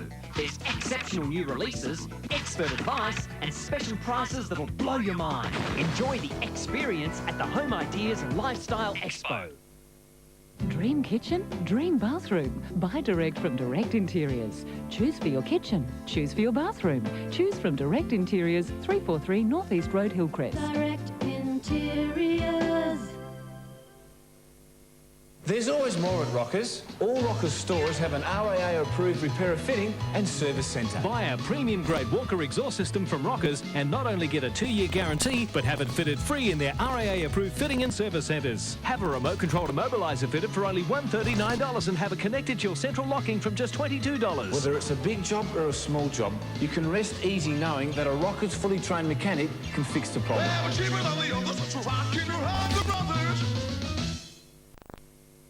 B-Fit's home gym clearance, every model reduced.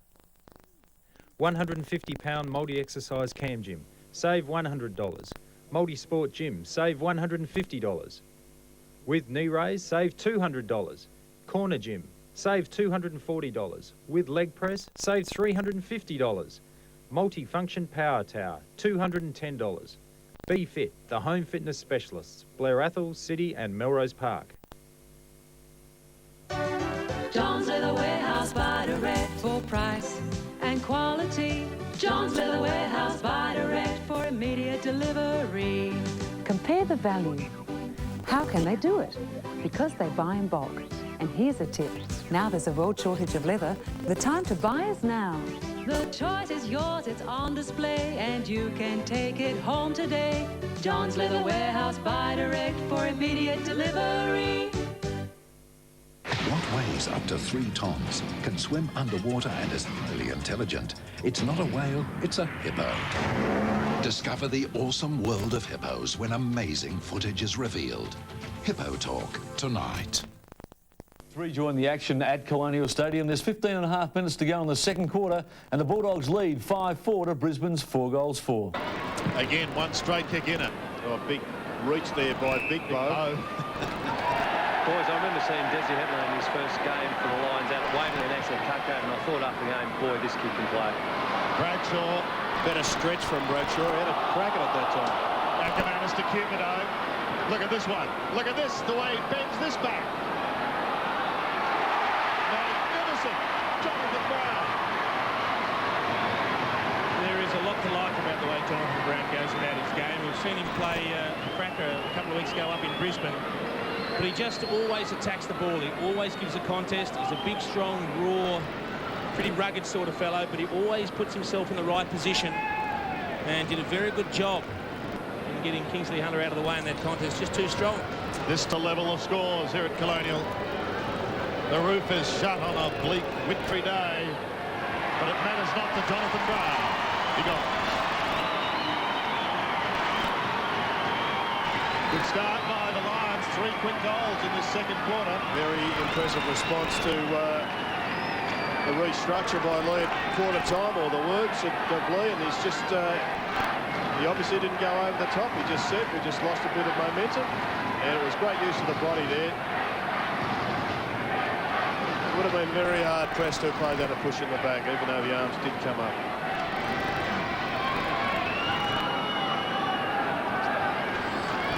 It's all tied up here at Colonial. 34 points apiece. Darcy and McDonald to go again in the centre. Who's going to win it out? McDonald again gets a hand to it. Michael Boss lurking to Johnson. Oh, he takes them all on. Robbins floats it wide. Pickett. A very ugly punt, but he'll say it was a perfect pass to Cupido.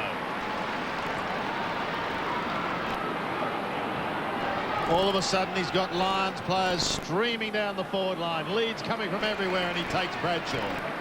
There's a long lead coming from Bradshaw, but it's a pretty congested forward line at the moment. A lot of players have pushed back, and they're just trying to clear it up a bit now. Headland on the lead. Take a pretty good kick from there. It's a kick from just outside the 50-metre line. 55 he kicks from. Just about there. It's Darcy marked on the last line. Oh, been paid. Claimed it anyway. I don't know if he was the only one that touched it. Pretty dangerous, because if he had have called play on, I guess he could have just rolled it over for a point. Curley's his man.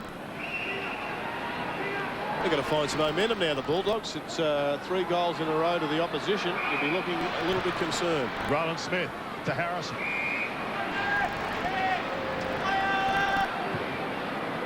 Up towards half forward. Hudson again in front of Pickett. Goes in towards the pocket. This time Grant takes the mark in front of Kennedy. Just the one kick and the one hand pass, and now the one mark for Chris Grant. You can see him looking to dish it off, because it's a very tough angle for a right footer. And it's just a forward structure, Jared. You want to see Chris Grant get in the game a bit more, but they're playing with a bunch to 3 or 4 key forwards out of the square, making it very difficult for Chris Grant to find those one-on-one contests. And he is right up against the fence. We might as well have a crack at it now, because there's probably as much chance of him slotting it, albeit a tight angle, as lobbing it up to the top of the square and somebody taking a grab. 40 metres out.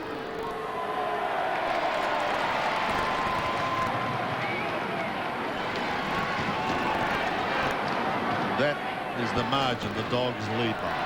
One behind. Wouldn't be inconceivable to throw Chris Grant onto the ball and Darcy forward, just to change the mix and get Grant into the match. Here's Lappin.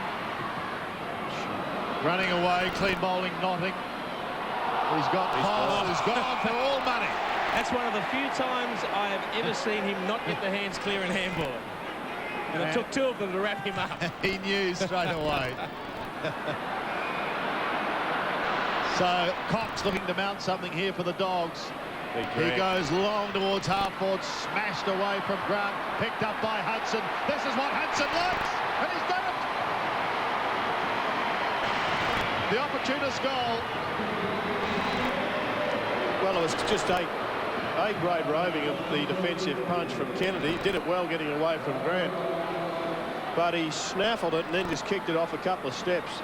Magnificent goal sense. That's what's been the hallmark of his career. There he is. He's had, 3 kicks for 3 goals? He's had 5 kicks for 3 goals. So good reply there by the Bulldogs.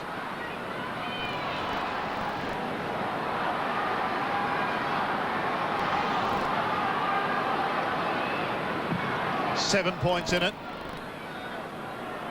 McDonald got a hand to it, but that was all. And now Romero finds himself with a free kick in the middle of the ground. Gives it off to Johnson.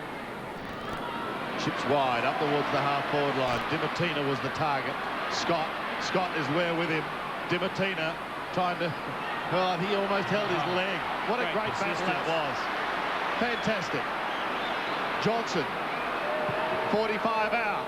Tight angle. Oh, what a goal! What a goal by Chrissy Johnson. Well, take your hat off Paul Dimatina. Dimatina has just stolen that. He didn't look in control at any stage. Chris Scott was all over him. It looked like he was just going to use his feet to push the ball out of Dimatina's reach. And then the long hand pass. Now, Brad Johnson's had a bit of trouble hitting the target tonight. He's had a few ordinary kicks, but he is good on the run when shooting for goal, and that is really threading the needle, isn't it? Well, he actually kicked through that one. He stabbed at it and pushed it through, and that's, look at the trajectory. Whereas the kick just preceding that to Dimatina, he poked at it, didn't he? Chris Johnson would have loved to have kicked one like that, but it's Brad for the Dogs. So again, they open up this little break of some 13 points. McDonald wins it. He was down looking towards Blacker-Ackermanis, who's run into a brick wall. The Dogs' best 2 players in Chris Grant and Scott West are still being well held by their respective opponents. Yep. It's rarely you see Scotty West with the stats at this stage of a game of 2 kicks. Yes. Simon Black and Jose Romero both sort of cancelling each other out at the moment as well. Both had just the 5 possessions. The McDonald gets front spot, but straight down the throat of Smith. Back towards Grant. That's just strength. And you can do that against Kennedy. You're doing pretty well. Off to Brown. And from one Brown to another. It wasn't a great kick, that one from Nathan. No. This is Jonathan to Kennedy. Lynch warming up on the sidelines. Under 10 minutes remaining in the first half. Croc. Kick. Just turned it over. That was a little too easy. I reckon Grant has gone into the ruck and Darcy forward. Johnson, a two-fisted spoil. Well, good kick. Murphy is a talented young player, and he finds Brad Johnson. Well, it was an excellent kick from the kid to set it up, and of course Murphy, he's had a tagging charge throughout the day. There he is. Looks like a 14-year-old at times. Tell you what, these two are getting plenty of the ball, Johnson and Ashcroft. Brad Johnson has had 10 kicks. This will be kick number 11, 1 goal. And Marcus Ashcroft, his direct opponent, 3 kicks and 10 hand passes, 13 possessions to him already, but this is about as close as they've got to each other so far. Johnson then for his second in almost as many minutes. Oh, he sprayed it. Give them to me on the run, he says. Every kick pleases somebody, and the Brisbane Lions supporters went up in joy there, Sandy. Thought you were going to start reminiscing with an old Rod Stewart song there for a moment. Every picture tells a story. Here's Darryl White. Short to Lynch. Just back on.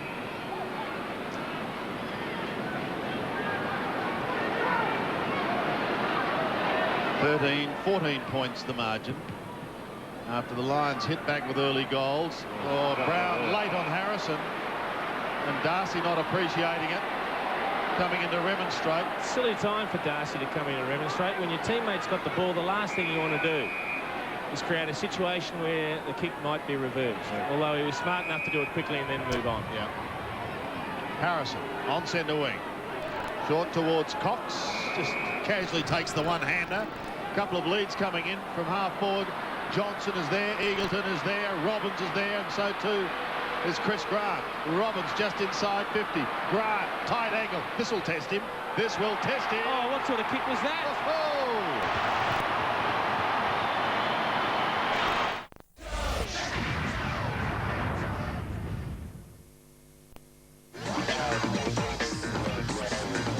Watch your team right where you are now. Port Adelaide versus St Kilda, 8 o'clock tonight, followed by Fremantle and West Coast. No small car beats a Ford car. Just $13,990. No other car in its class gives you so many standard features. Air conditioning, power steering, engine immobiliser and dual airbags. At $13,990, you'll have to be quick. Clark Security have been serving the security needs of people in South Australia since 1984. Clark Security will install a high-quality security system not for $995 but for just $99 and will monitor it right here for just $8 a week. Why pay to have your security monitored interstate and pay up to $11 when Clark Security will monitor it in their Adelaide Central station for just $8 a week? Call Clark Security on 8352 3300 and just personally, I really like the name. There are all kinds of reasons why we might need finance to realise our dreams, and it's easy to become confused. At Patrick Whelan Lending Services, we can help you with a financial package to suit your needs. So if you think it's time to spread your wings, then come and talk to us.